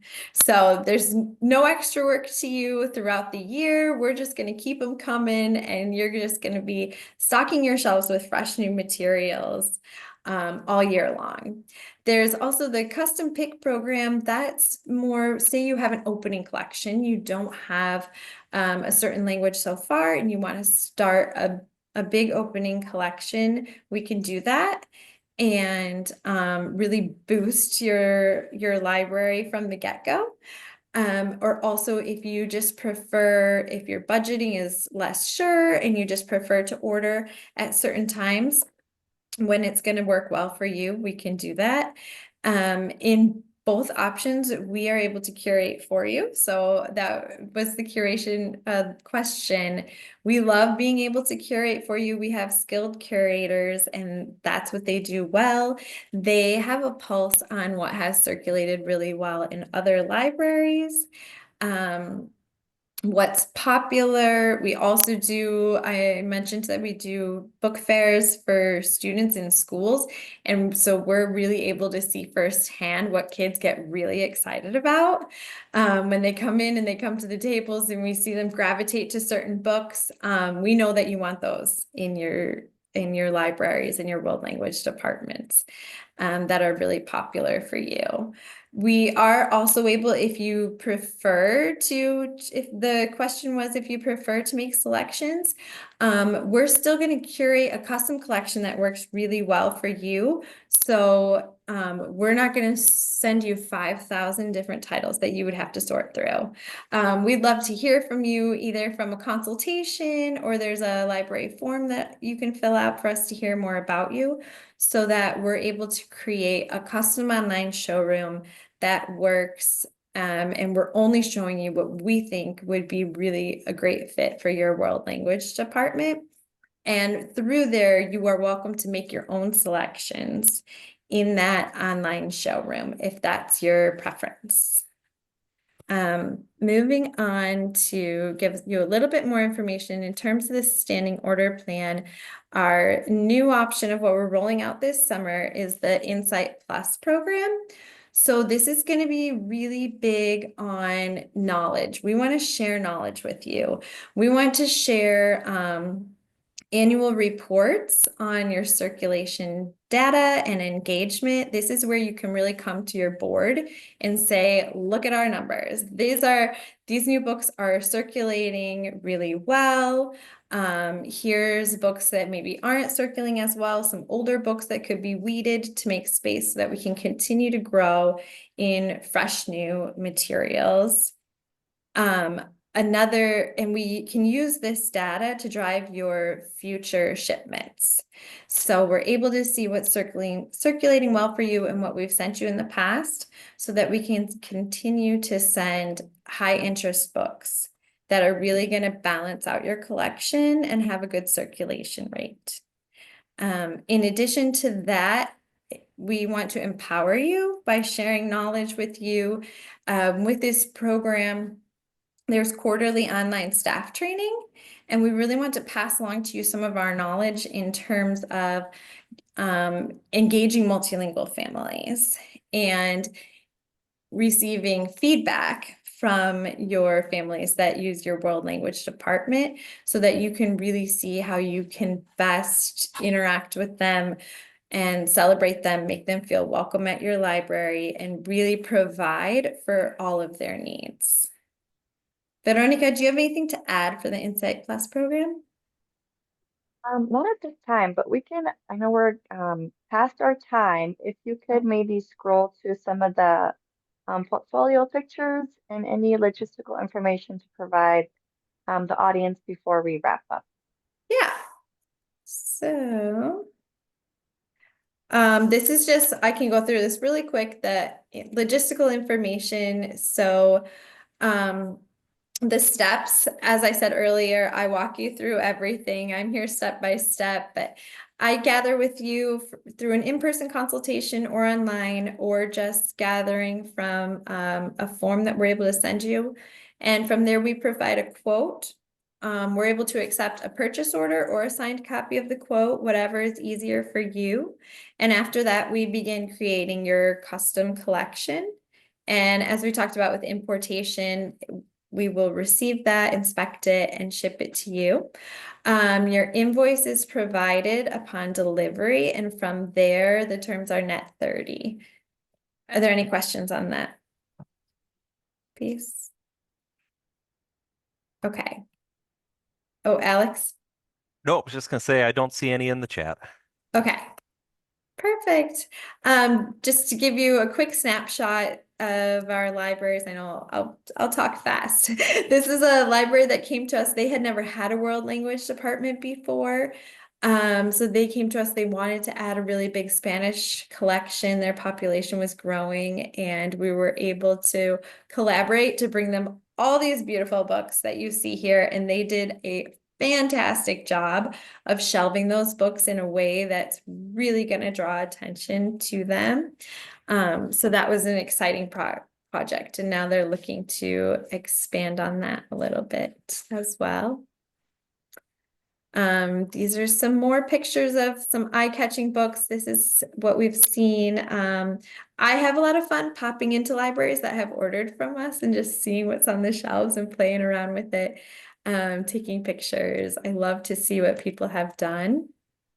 And that's kind of everything that we have for you.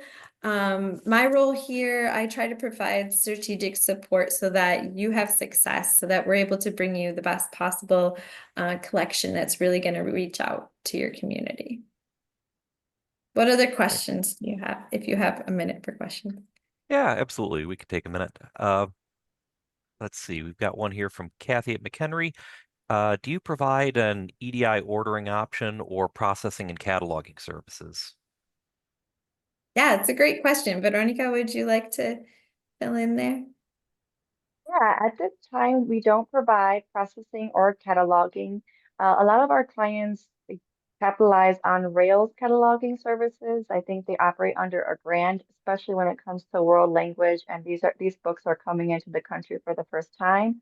So it's all original cataloging. And so Rails can provide that for free. And so we're not ashamed to also share that information. If you're a Rails member, please take advantage of that. As far as EDI ordering, that acronym is new for me. So if you could clarify or give me a gist. Sure. Electronic ordering, something that would integrate with library management systems. So when a selector places an order, the order data is sent directly to the ILS. Sure, sure. We are a startup. We have been now almost 4 years in business. At this time, we don't have a system that aligns with EDI. We do provide our showrooms are online. ISBNs can be sent electronically, but no kind of syncing. I think that's what's API work in our files. Thank you. Are there any other questions? I'm not seeing any right now. Allie, Veronica, thank you so much for presenting today. Really appreciate it. And if you have any, would like to share slides or any other information with attendees, we can, if you send those to me, we can get them out to our attendees after the program. Sure, thank you. I'd love to hear from you. So. All right. Thank you for Thanks so much. Thank you. Have a good rest of your afternoon. Thank you. Thank Bye. you. Okay, next we have Monica Khosla from India for Everyone. She's been with us the whole morning. Thank you so much for coming and waiting your turn, and I will turn it over to you.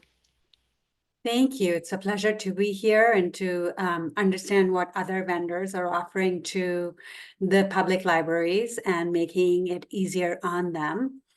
I want to quickly introduce myself. My name is Monica Khosla. I represent India for Everyone. I will start to share the Dex slide and then start my presentation as well. Let's see, share. Okay, here it is. Can everyone see it? Yes, looks good. Awesome. Yeah, so we're happy to be here. We have been working with libraries since 2004. And before I get into the introduction and how it works at our end and how we've assisted public libraries to expand their Indian collection, we have a quick question for everyone. How many languages do you think India has? A wild guess.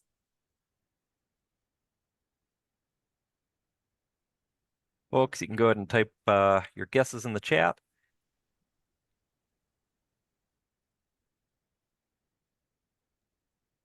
seeing 15, 20.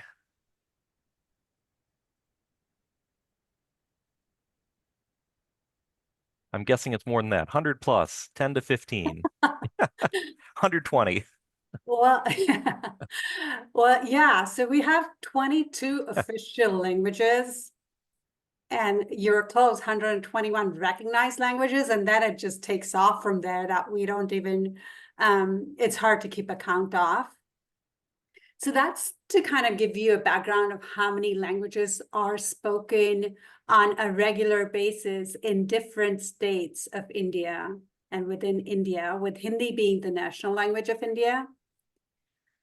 Where we come in all of this is we've heard over and over again how tough it is, challenging it is for public libraries to source world language materials that are well circulating in the public library environment. And so what we've done is we've specialized only for books that are from India, books and other materials, including DVDs and Bollywood movies, because after Hollywood, I think one of the biggest industries that are very universal and seen is one of them is definitely Bollywood. I know Bollywood movies are very popular here in the UK, in Europe, Russia. We were in Ireland this one time, and there were people who knew Indian actors there, which to our surprise was very, we found joy in it. But so India for Everyone wants to make it easy for public libraries to expand their Indian collection in all Indian languages, with Hindi being the national language of India, and then languages from other states, Gujarati, Tamil, Punjabi, Telugu, Urdu, and there's plenty more. We've been serving public libraries since 2004. We're a US-based company. We're based out of Cupertino, California.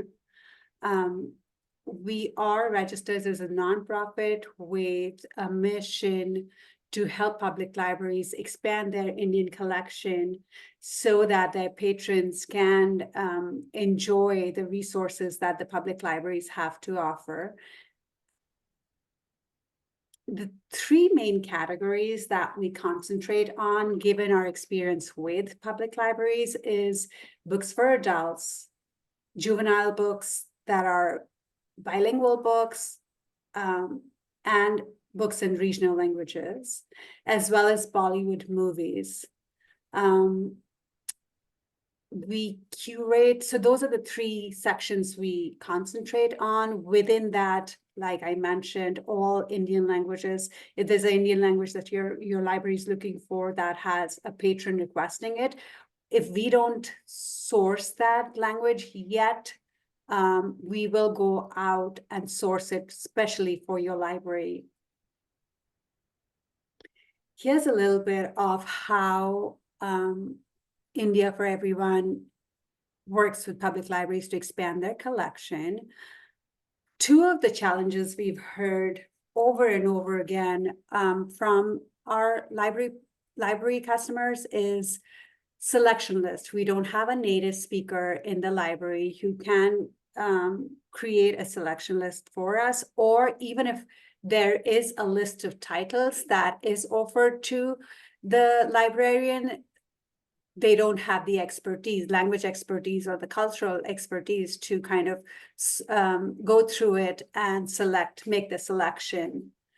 To that end, what we've done is we offer complimentary selection lists that are customized to that library's specific needs and requirements. And these are done by our in-house selectors who are very well versed with the Indian community, what circulates well in the public library environment. And these are mostly new and popular titles published in the last 3 years or so. Translation, not as many translation included, or not at all, unless it's really popular. Like in children's case, it was Harry Potter that there was a lot of demand and requests for, so then they did add that in the selection list.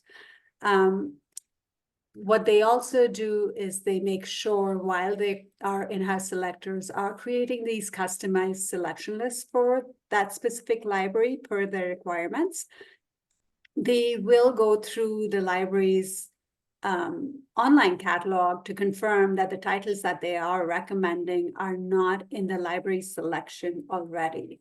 So they want to make sure all the budget spent is on titles that are new, popular, that will be well received by the patrons.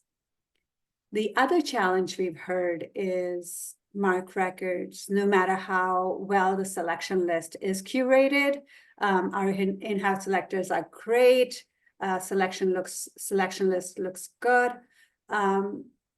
If these titles are not cataloged and include MARC records, these books sit in the processing table for a while until they are tended to. And in some cases, they don't have the capacity to do cataloging, or in terms of either time or resources or a combination of it. So what we do is we make sure all the titles included in our catalog include MARC records at no extra charge.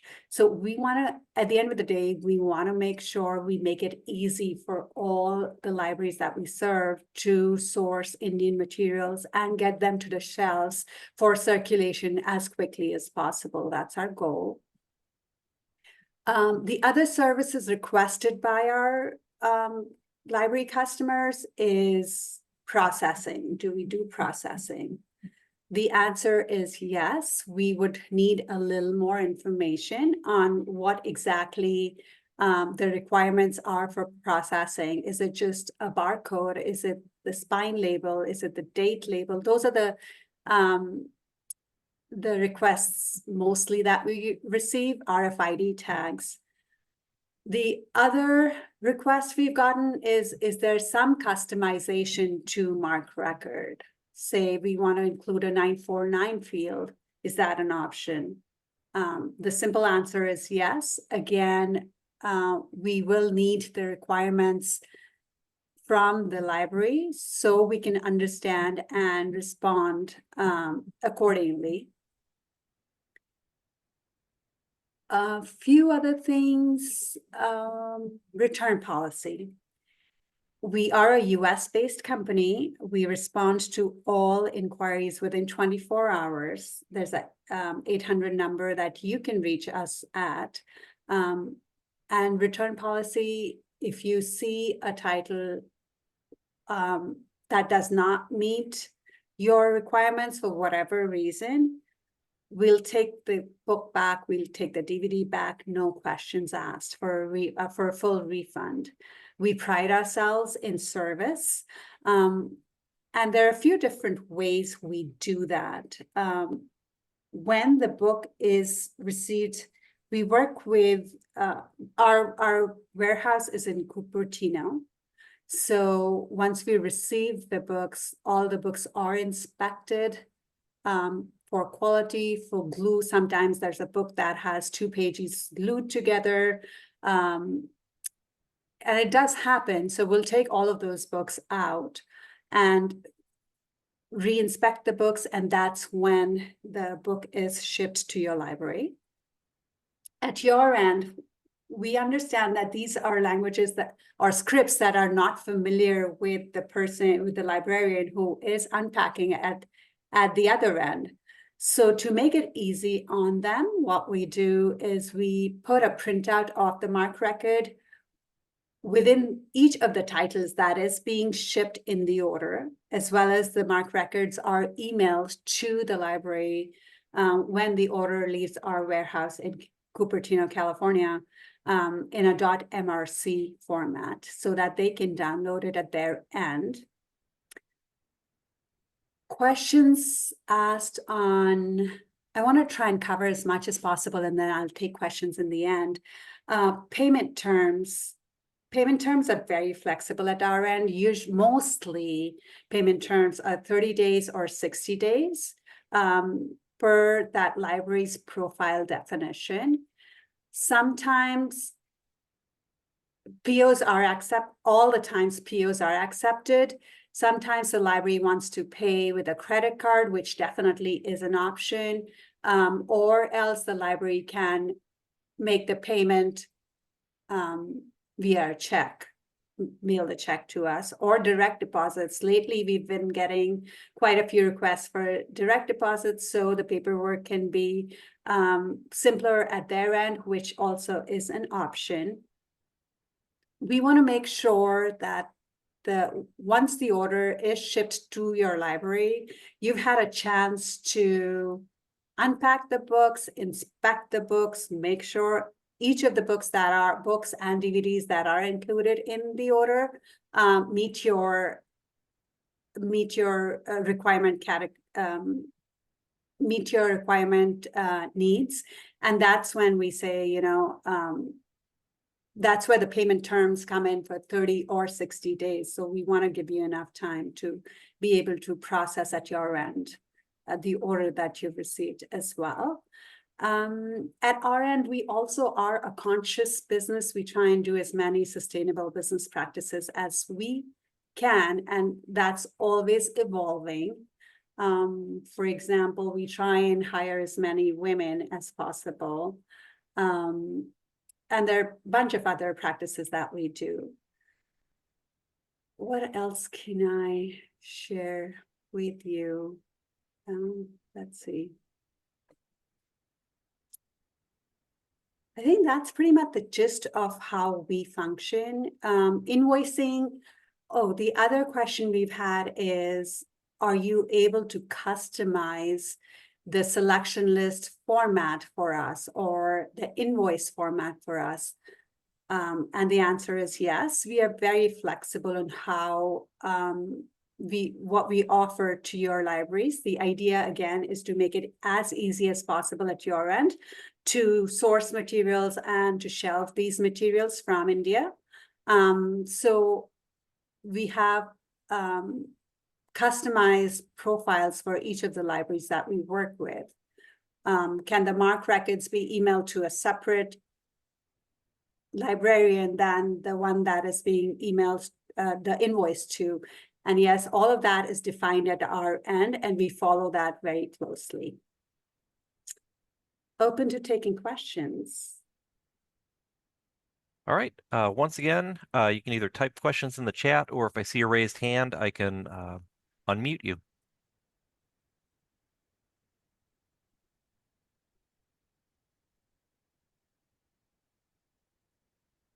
So for a library that's interested in ordering, what is the process for setting up an account?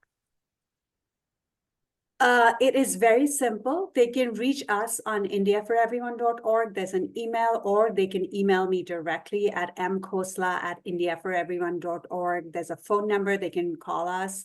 I can send them typical processes. We need a little bit more information from them, which is, who is our main contact, who should the invoicing go to, who should the orders be shipped to, and so forth.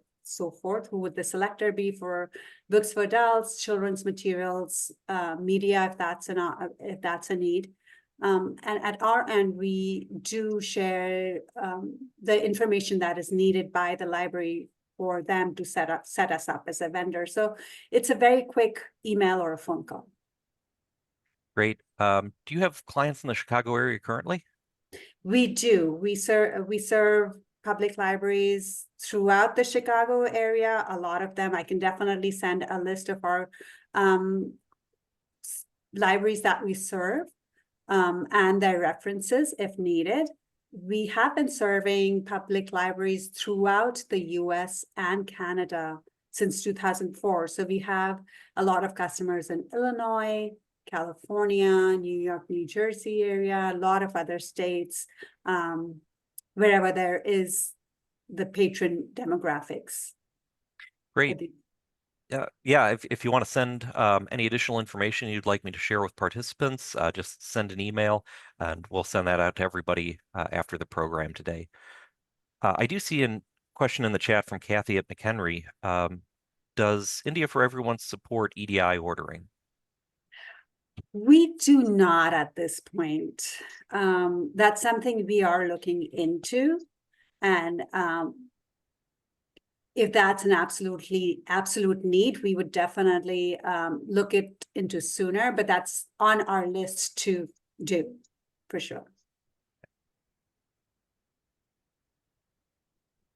Okay, any other questions?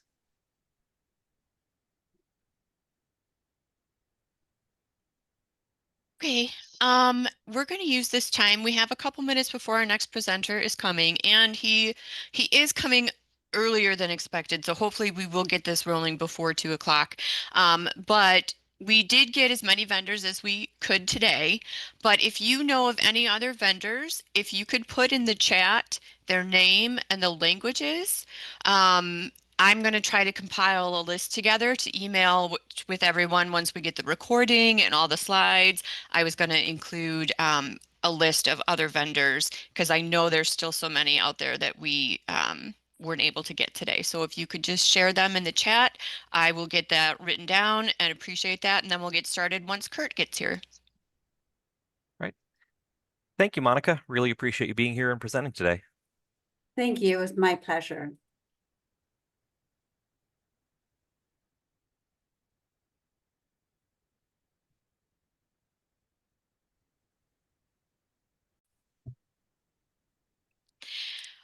A lot of you know Kurt Leppert from Baker and Taylor, and he is here to talk to us about their World Languages collection. So Kurt, if you would like to take it away.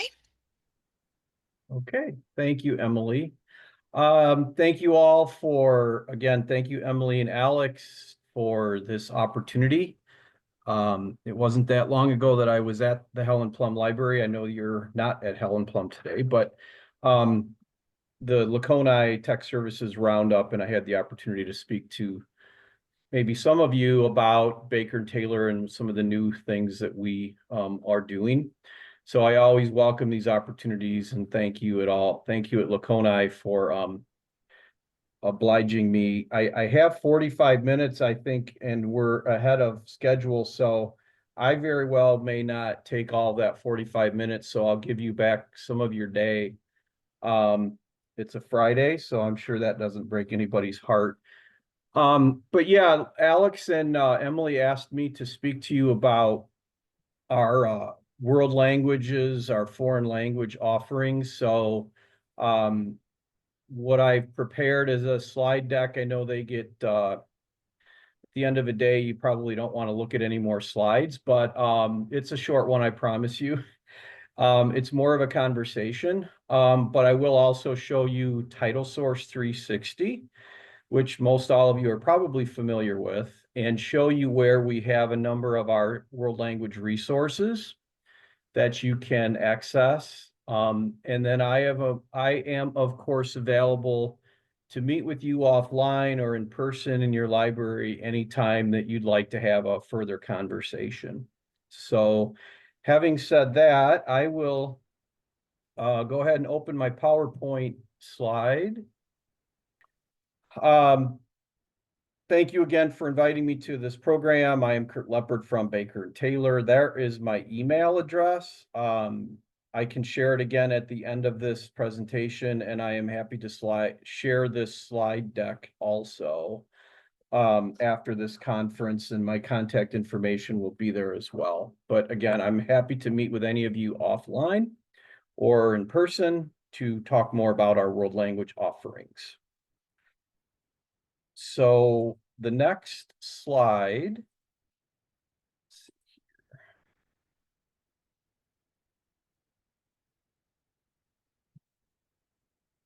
Okay, we're just going to do it this way. So I have not been listening to the presentations from this morning. So if some of this is redundant to you, I apologize, but you might have heard this from other vendors on this presentation. But from Baker and Taylor's standpoint as a vendor of world language materials, these are kind of the challenges that we face when securing or procuring world language materials. First and foremost, the reliable supply chain. That goes without saying. I think I've had conversations with a lot of you when we visited, and that's one of the things that is challenging to you all too, is when you're trying to get foreign language materials, having a consistent, reliable supply chain to be able to get materials for your library. Baker and Taylor is not immune to that. We face the same challenges. So reliable supply chain. Secondly, having quality metadata to represent titles. Metadata or Onyx data that we get from the publishers, Baker and Taylor uses to populate our customer-facing platforms, primarily Title Source 360. So as long as you need to be able to search and discover these materials that are available from Baker and Taylor. And in order for us to make those available to you to discover, we need to have complete and accurate metadata so that we can create records and display that in Title Source 360 accurately. So subject headings, jacket images, subject tracings, all of those types of things. So that's having quality, consistent metadata.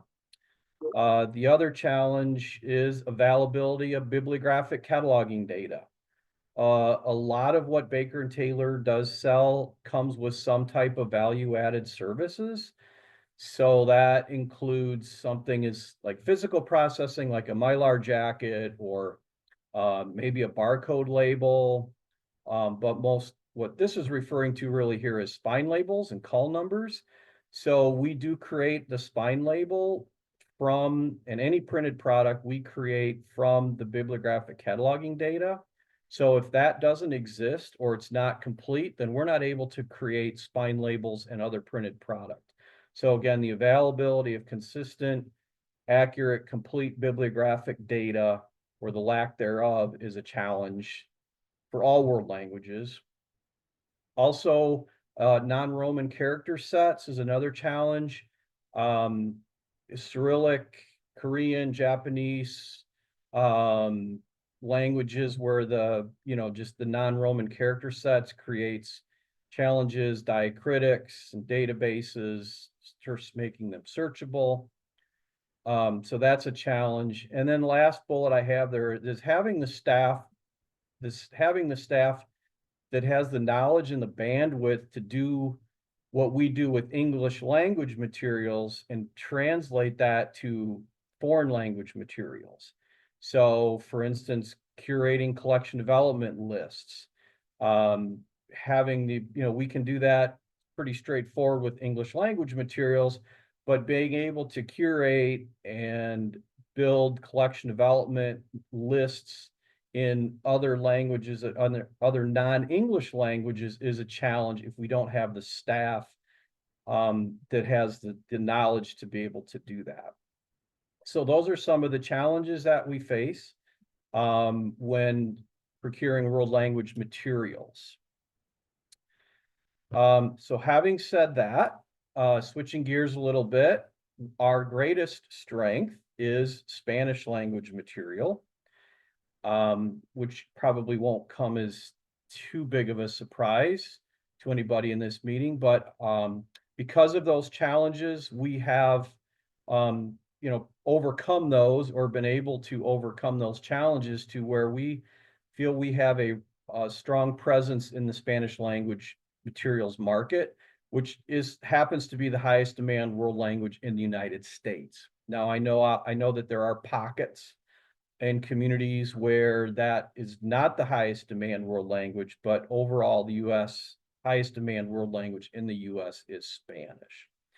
As I mentioned, Baker and Taylor has confident that we're confident that we have a reliable supply chain of being able to provide Spanish language materials.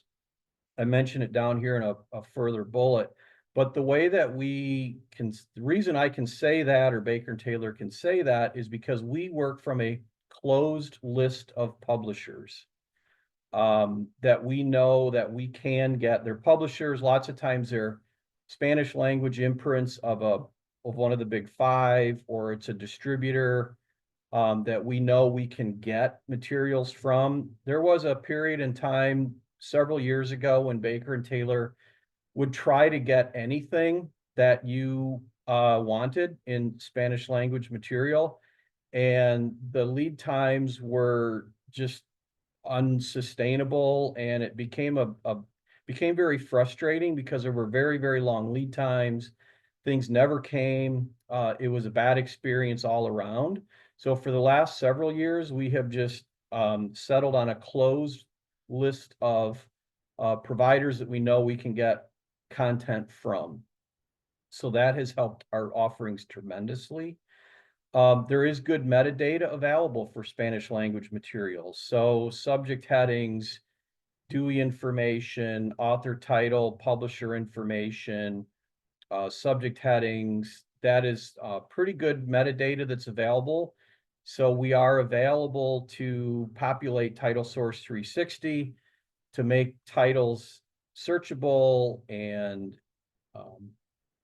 discoverable, so that your selectors can find those and order them with confidence. There is also good bibliographic cataloging data available for Spanish language materials as well. So Baker and Taylor can do cataloging and processing for Spanish language materials. So we can produce spine labels with, foreign language or Spanish classifications or prefixes, because there is a good stream of reliable bibliographic cataloging data available.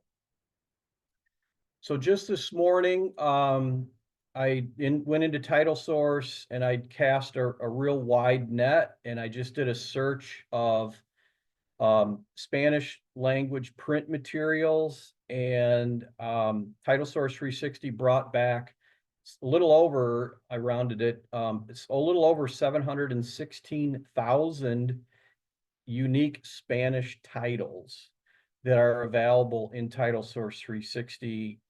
If I check that number again Monday, it'll probably change. But that's a pretty robust offering of Spanish language materials. That's adult, juvenile, fiction, nonfiction, paperback, hardcover. That's everything. Again, I cast a real wide net. Then I also did a search for bilingual language materials, dual language materials. There is 20,000 unique titles in Title Source 360 that are English, Spanish bilingual titles. That's in addition to the 716,000 Spanish language only titles. Those collections encompass translations, which are far and away the highest, our highest demand Spanish language materials are translations of popular English language titles. So James Patterson translated to Spanish, Danielle Steele translated to Spanish, Diary of a Wimpy Kid translated to Spanish. Translations are far and away the highest demand Spanish language materials that we sell. We do include, of course, native and indigenous authors in that collection of titles. So we do have native speakers and indigenous authors as well. And I mentioned above, we're talking about supply chain. We do work from a closed list of titles. And again, the importance of that is that these are relationships we have that we know are solid, that we can rely on and be able to get materials that just don't go into the ether. In addition to translations and indigenous authors and bilingual titles, we do also have a pretty robust offering of materials to help develop necessary skills in English. So as much as we're here today to talk about world languages, which is of course very important. There is also, we can't deny it, that there is a need for non-English speakers to have some fundamental knowledge of English. And so we make a lot of available materials like ESL materials for that community. And then on the flip side of that, we also have a lot of materials for English language speakers to learn other languages. So language learning titles are also a lot of what Baker Taylor makes available for somebody that wants to, learn a language other than English. So we have a really wide cross section of materials that we make available through Title Source. This is all in Title Source 360. The next slide then. So I talked a lot about Spanish language materials, and the reason I talked so much about Spanish language materials is because that really is our strength, Baker and Taylor's strength, for those reasons I listed. The big challenge with world languages is supply chain of physical product and getting physical product. So one of Baker and Taylor's strengths, and it's kind of it's quiet, I guess, but we have our Boundless digital collection. You might know, some of you might remember this as Access 360. We rebranded that a couple years ago now, and it is called Boundless. So Boundless is our digital platform. And obviously with digital content, we no longer have those challenges of physical product and getting physical product. These are all ebooks and audiobooks. So we can just go way beyond Spanish and offer other world languages, very unique world languages in the Boundless ebook editions. And this is just a few: Chinese, Japanese, Arabic, Tagalog, Hmong, Russian, Urdu, Hindi, Hebrew, Gujarati, Haitian Creole, and more. So if you have demand for any of these collections, you might really be interested in taking a look at our Boundless collections and our offerings there.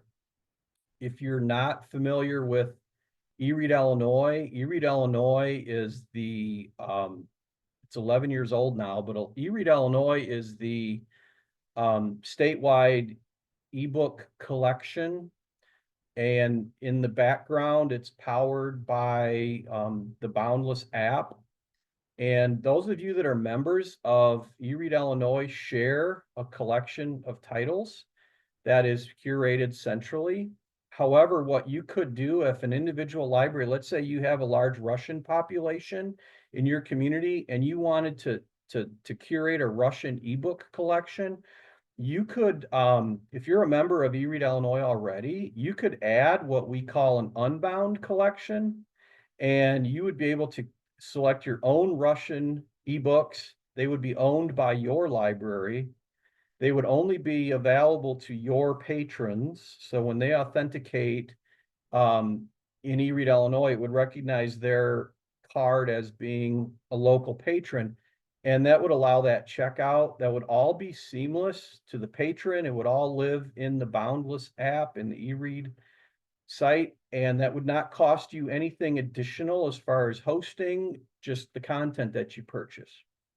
So that could be a really powerful way to serve a community if you're frustrated by getting print materials.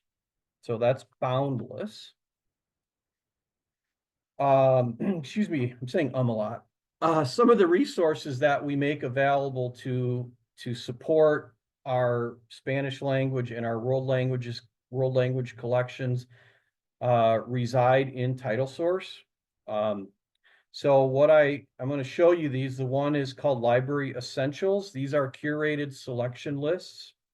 I'll talk about Vox books, and then we have a twice a year publication called La Vida Español, which is a marketing advertising magazine, which some redundancy between the essential list, but that's another resource for you as well. So what I will try to do, and Alex, I will ask you, please, do you see my title source 360 now? I do.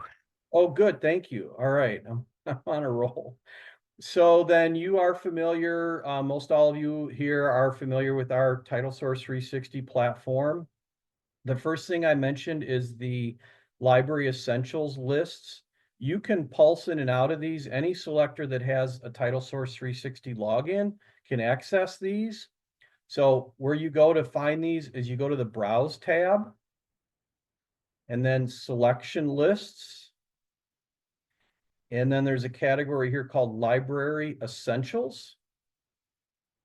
There's other ones here too. There's a lot of, these are all print, but teen and adult and children's, that's all, that for another day. But there's a section here just for Spanish and bilingual library essentials.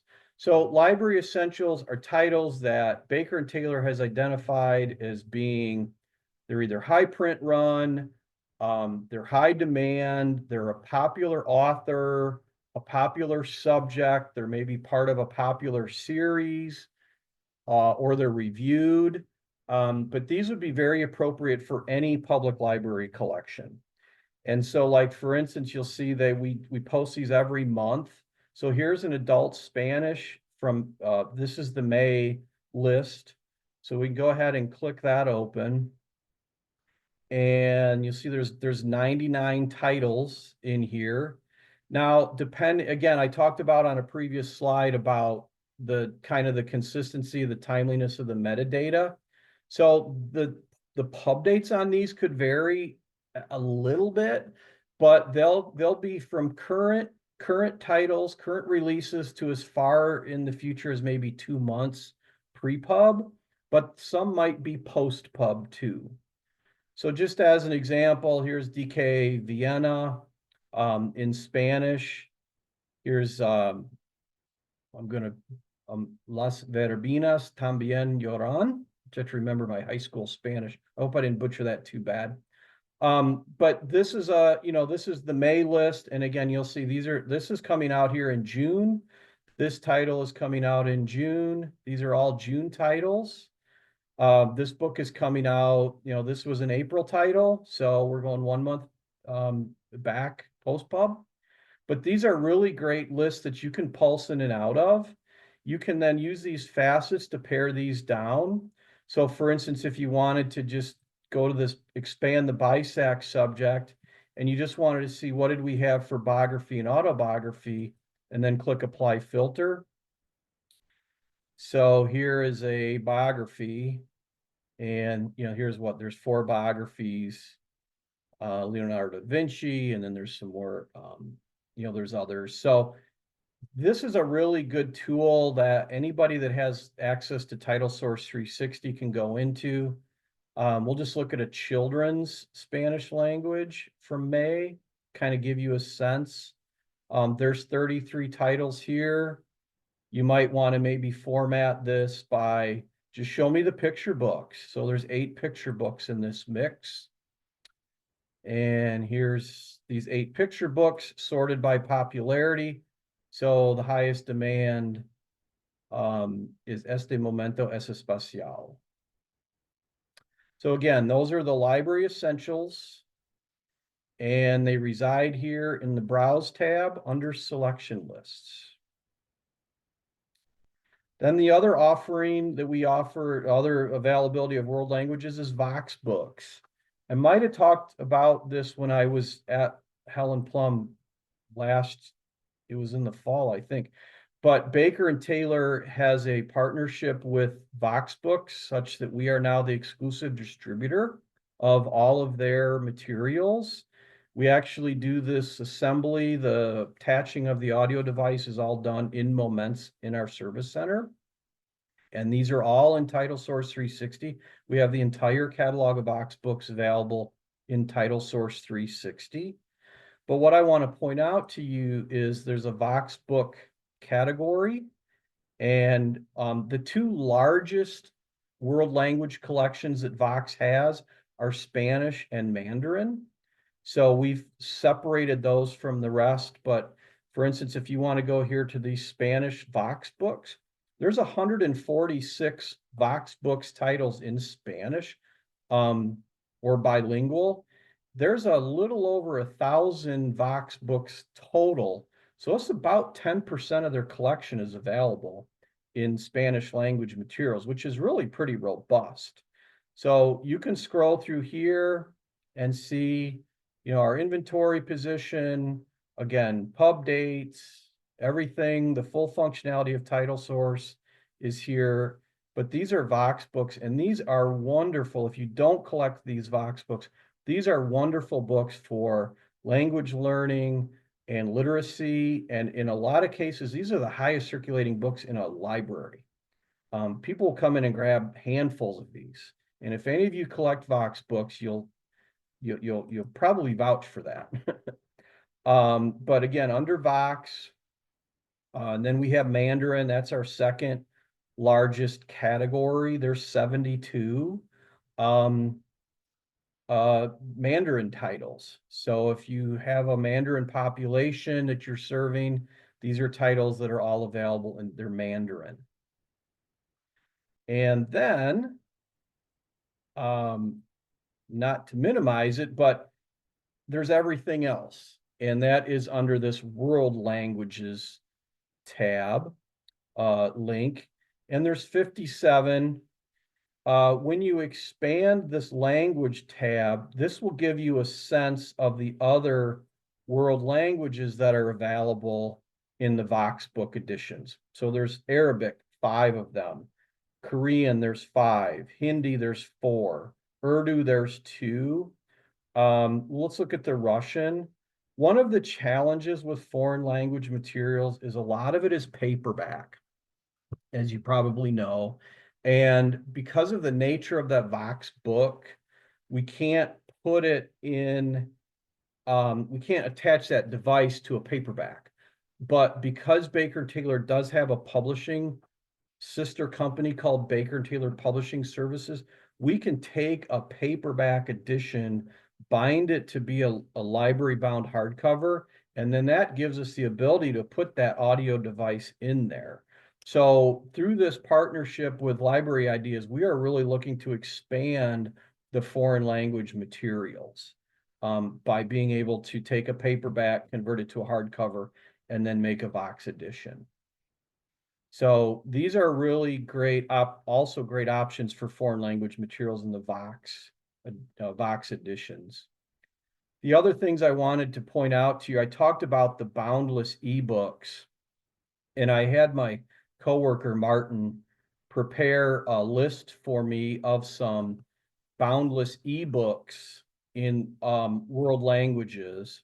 And these are not exhaustive lists at all, but these are just to give you a sense of the titles that are available in the boundless ebook format. So here's, there are about a dozen or so. So here's some Hebrew titles, and these are all ebooks. So just like you would search for an ebook in Title Source 360, these are all Hebrew, kind of give you a sense of the price, $7, $3, $5, $10. But this is just a small offering of what's available from Baker & Taylor in the boundless ebook format. And I won't go through all of these, but he peeled off some Japanese, Italian. Here's some Arabic. 11 titles in Arabic. Again, these are not exhaustive lists, but these are all digital formats, $25.95, $25.95. And there is in this translated, the English is in the subtitle here. But this is just a small sense of the digital. So if you have a large, say, Arabic population, Ukrainian population, you're just not able to procure print physical print materials, the boundless ebook format could be a very, very good option for you. I didn't have all of the different languages. You know, I don't have a Haitian Creole cart, but, you know, French, Portuguese, Ukrainian, but these are all available as digital formats in Title Source 360. So again, if you're looking to populate or add to that collection, boundless ebooks could be a really good offering for that and an option. And so that's Title Source 360. We'll go back to the slides. We talked about the library essentials list. Oh, I missed La Vida Español. I apologize. I guess that's why I have a slide deck. And that's my mini agenda. We'll go to here to the B&T publications. This is where all of our digital publications live. We have one here called La Vida Español. This is published twice a year. So there's some redundancy between this and probably the essential list just because of the overlap, the timing of it. But for instance, if you wanted to look at like the summer or the spring 25 issue, you can click on the Adobe little icon, and then this presents that magazine as a PDF. So you can, you know, scroll through this and actually see the advertisements and read the advertisements. I know a lot of library selectors like to use advertisements, so they're pretty robust. Or you can just scroll through and look at like it's a review journal. What is nice about these is these ISBNs are highlighted when you kind of move through this PDF. Those ISBNs, you'll see they're turning blue. So Llama Llama, Extraña, Mama, you can click on that ISBN and then it takes you to that Spanish language edition in Title Source 360. So it's very easy right here to add it to a cart. So that again is La Vida Español. If you want, you can click this little arrow or just there's separated into children's and adult. But if you want to look at the adult titles, these just come up as search results like they would as search results in Title Source. So what's nice then here is you can use these facets and pare this down to maybe, let's see, they're all adult. Well, let's see, general adult. And you want to see, oh, let's just minimize that. Let's just look for the nonfiction. I just want to see the adult nonfiction in this particular issue. And they're sorted by popularity. So the highest demand of these 5 is Toma el Control, Take Command. So that is another resource for you is La Vida Español. And that again is in the Browse B&T Publications section of Title Source right here. So that I'm glad I did because I didn't want to miss that. And my last slide, the one that I'm the most proud of. Thank you. And in various world languages. So if any of you recognize those, Tuck is Swedish, Merci is French, Gracias, of course, is Spanish. I have Polish, Russian there. So I thought that was kind of a neat way to end this presentation. But I did want to thank you. And of course, now I'll open it up to questions. There were a couple in the chat that I will do my best to try to answer them if I can. Might have to lean on you, Alex, to. Yep, I'm looking at the chat now. Yeah, if you don't mind, maybe if you'd share the questions with me, I will do my best to answer them. Yep, I think everything in the chat at the moment is from earlier in the day. So if anyone has questions, go ahead and type those in, or if you raise your hand, we can unmute you and you can use your mic. Okay, absolutely.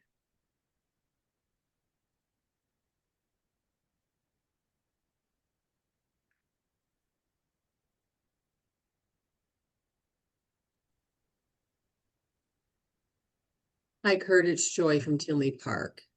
Hi, Joy. This isn't necessarily related to the world language programs. I was at another meeting this week, and it's just a general question about Baker and Taylor. Because some libraries are still experiencing delayed deliveries of their processed materials. And there's a rumor going around that Baker and Taylor is failing. I've heard that. So I didn't know, it's like, it's a small group here. I didn't know if you Yeah. wanted the opportunity to address that. Yeah, no, thank you for that opportunity. And I don't mean to be flip, but yeah, we try to stay off Reddit. But but Baker Taylor is not failing. I'm glad to report we have had our challenge. We have had challenges for the last.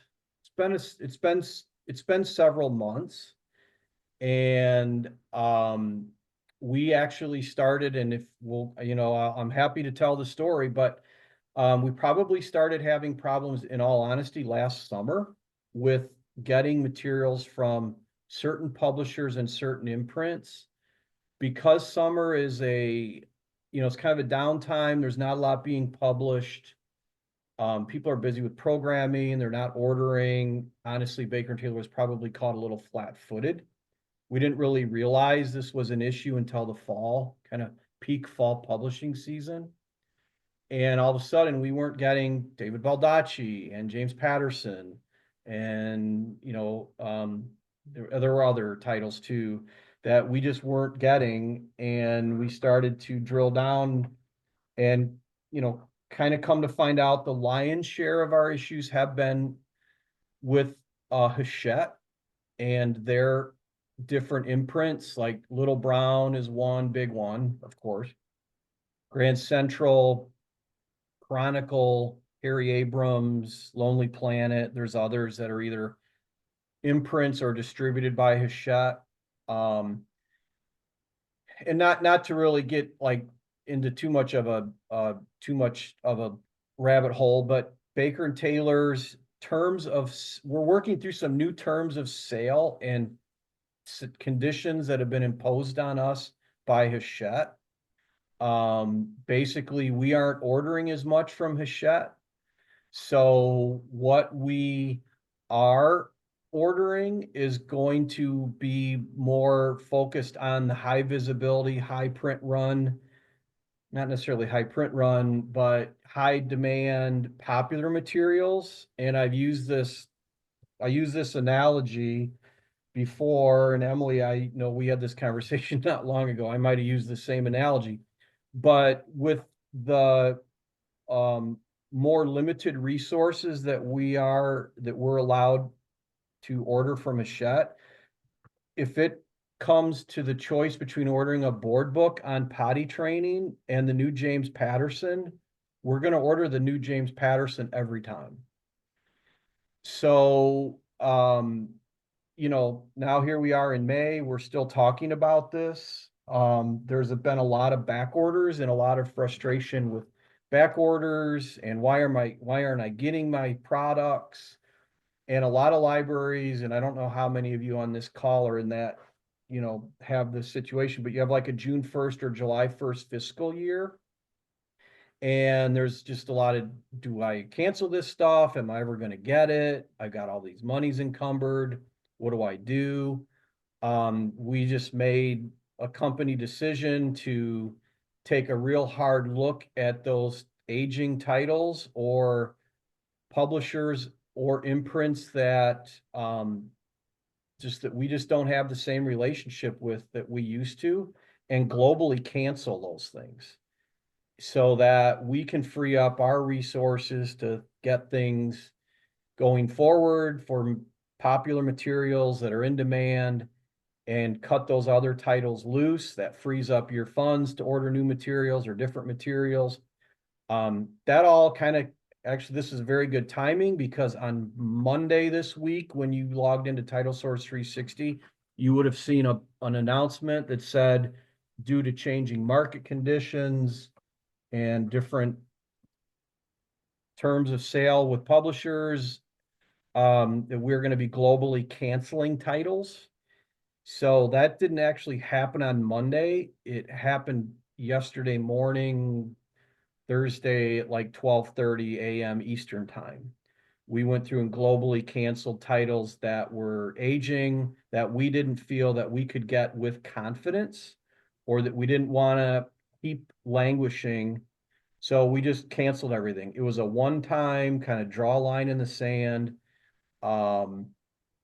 measure to, now moving forward, our focus is going to be from not every publisher, and we didn't cancel every back order, just those titles that we identified as we weren't going to get them. We couldn't tell anybody with confidence. We weren't able to tell anybody with confidence when we were going to be able to get them, so we just canceled everything. Those now show up in Title Source 360 when you go to the dashboard. They have a reason code. It's cancel publisher condition. If anybody on this call wants to get a report that's a little easier to work with, that's a listing of the titles we canceled, just email me offline, and I just need your library name, and I will get you a list. We'll run a splash report and get you a list of the titles that were canceled. So yeah, I mean, I can assure you Baker and Taylor is not going out of business. We have some constraints on us that we haven't had in the past, and that's due to, Baker and Taylor is not the same company we used to be. In 2022, we divested from Follett. We are no longer owned by Follett or Venture Capital. We're a minority-owned, family-owned company. We only serve libraries, 100%.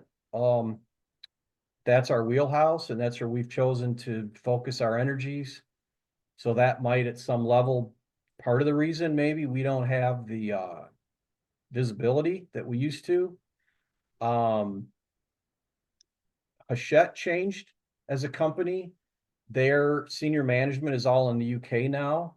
So, Baker and Taylor has different relationships with Hachette.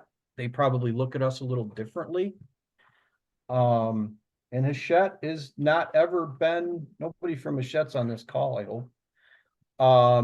But Hachette, if you all have experience with Hachette from ebooks, they were the first ones. Their model was, it's where their business, what they want to do with their business. They were the first publisher that imposed the restrictions on ebooks and the limits of circs, and then all the other publishers kind of followed suit. But they were kind of the first one. Publishers have not budged on digital at all, and there's been pressure to do that, and I don't know if they ever will. But just the whole market has changed dramatically. The whole publishing, retail versus institutional, has changed, and that's kind of where we're kind of the spot we're in. We're not going out of business. It doesn't have anything to do with tariffs. That's another thing I have heard too, but I'll share this with you. The tariffs that are currently being imposed are from a 1970s Cold War era law. I could send it to everybody. It's like the IEEC. It's like the International Emergency Economic Recovery Act or something. So it's based on a 1970s law, and books are exempt from tariffs. Now, that doesn't mean that the products that go into books are exempt. So paper, pulp, glue, ink, whatever, those materials those commodities may not be exempt from tariffs, but books as a finished product are not you know, they don't have these crazy 145% tariffs on them.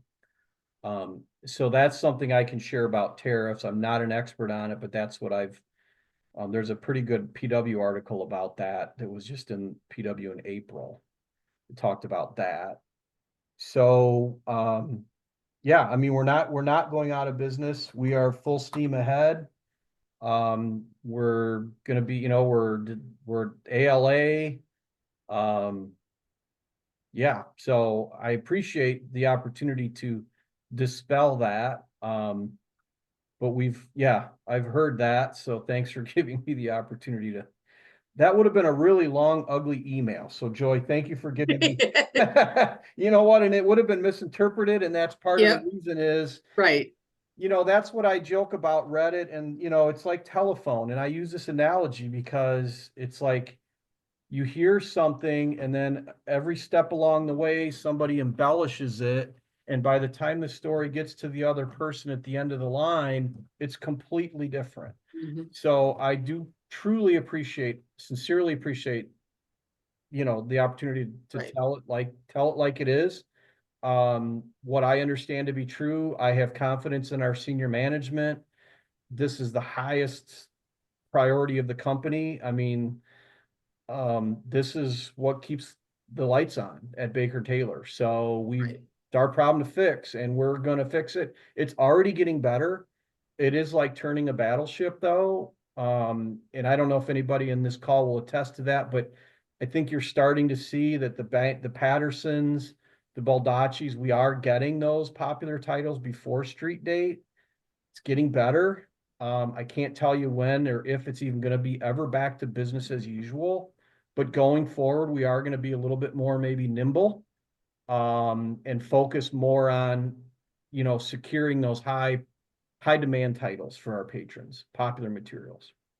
It's like, I felt like I spoke in your defense that to the people I said, Kurt's been around long enough that if he felt that things were going bad, he would have declined the invitation to present. Oh, today?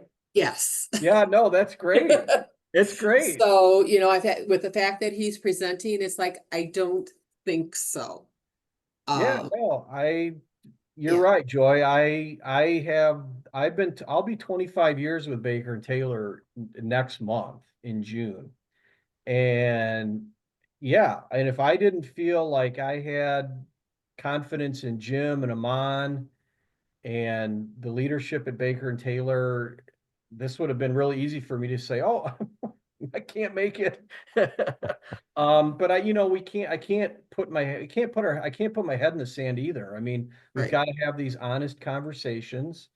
And, you know, I went to lunch with a customer yesterday and it was kind of quiet at first. And then all of a sudden it's like, so tell me about Baker and Taylor. And the conversation went very much like this.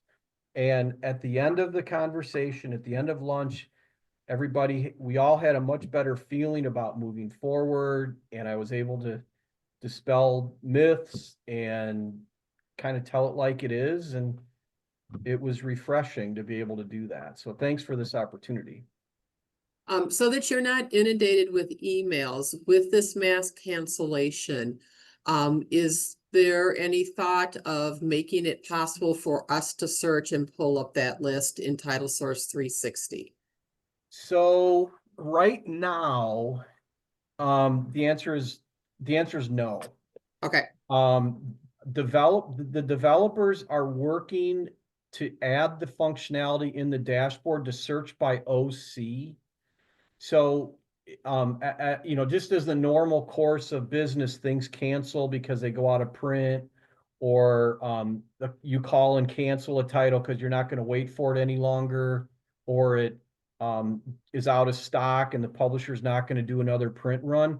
Those things just kind of organically cancel themselves.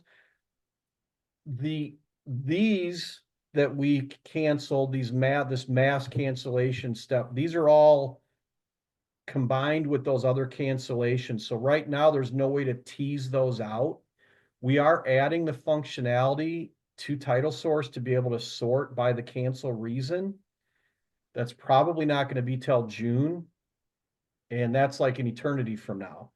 So, and I don't have a problem with this at all, Joy. If everybody on this call, or if you want to share this out, if anybody wants a report of what was canceled in this one-time cancellation, I'm happy to run those. I don't have to do it. I just have to send an email to somebody and they run it. So I appreciate that, but right now there's no way to tease those out in title source, short of just going title by title and clicking on every canceled button. And that's just too onerous. So I'm happy to do that. Okay, well, thank you very much. Sure. All right. We'll open it up for any other questions from the audience. As earlier in the day, feel free to type in the chat, or if you raise your hand, we can unmute you and you can use your mic.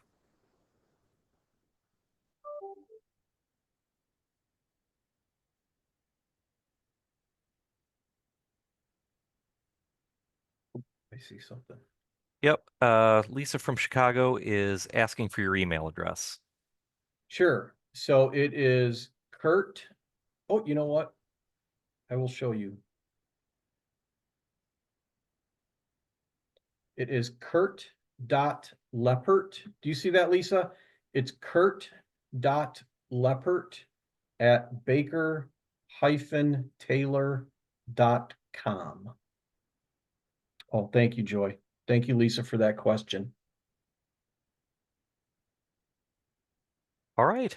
Well, I am not seeing any other questions in the chat, so that brings us to the end of our program for today. Thank you all for attending. Kurt, thank you, and our other presenters for being here. It was a very informative day.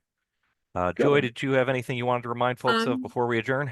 Yeah, just a quick reminder, and a survey about this program will be coming out either today or Monday. And then next week or the week after, we're sending a survey to all of our membership for program ideas for the future.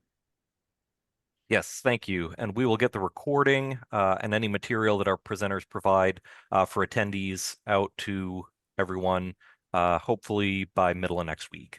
Oh, did Monica have a question? Monica? Yeah, Hold your thank hand you, up. Kurt.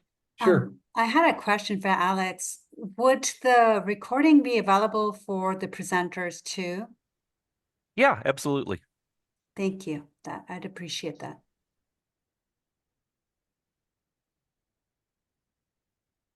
All right. Well, thank you all for attending. We'll go ahead and end the meeting a little bit early. Have a good weekend, and we'll see you at the next one. Thank you, everyone.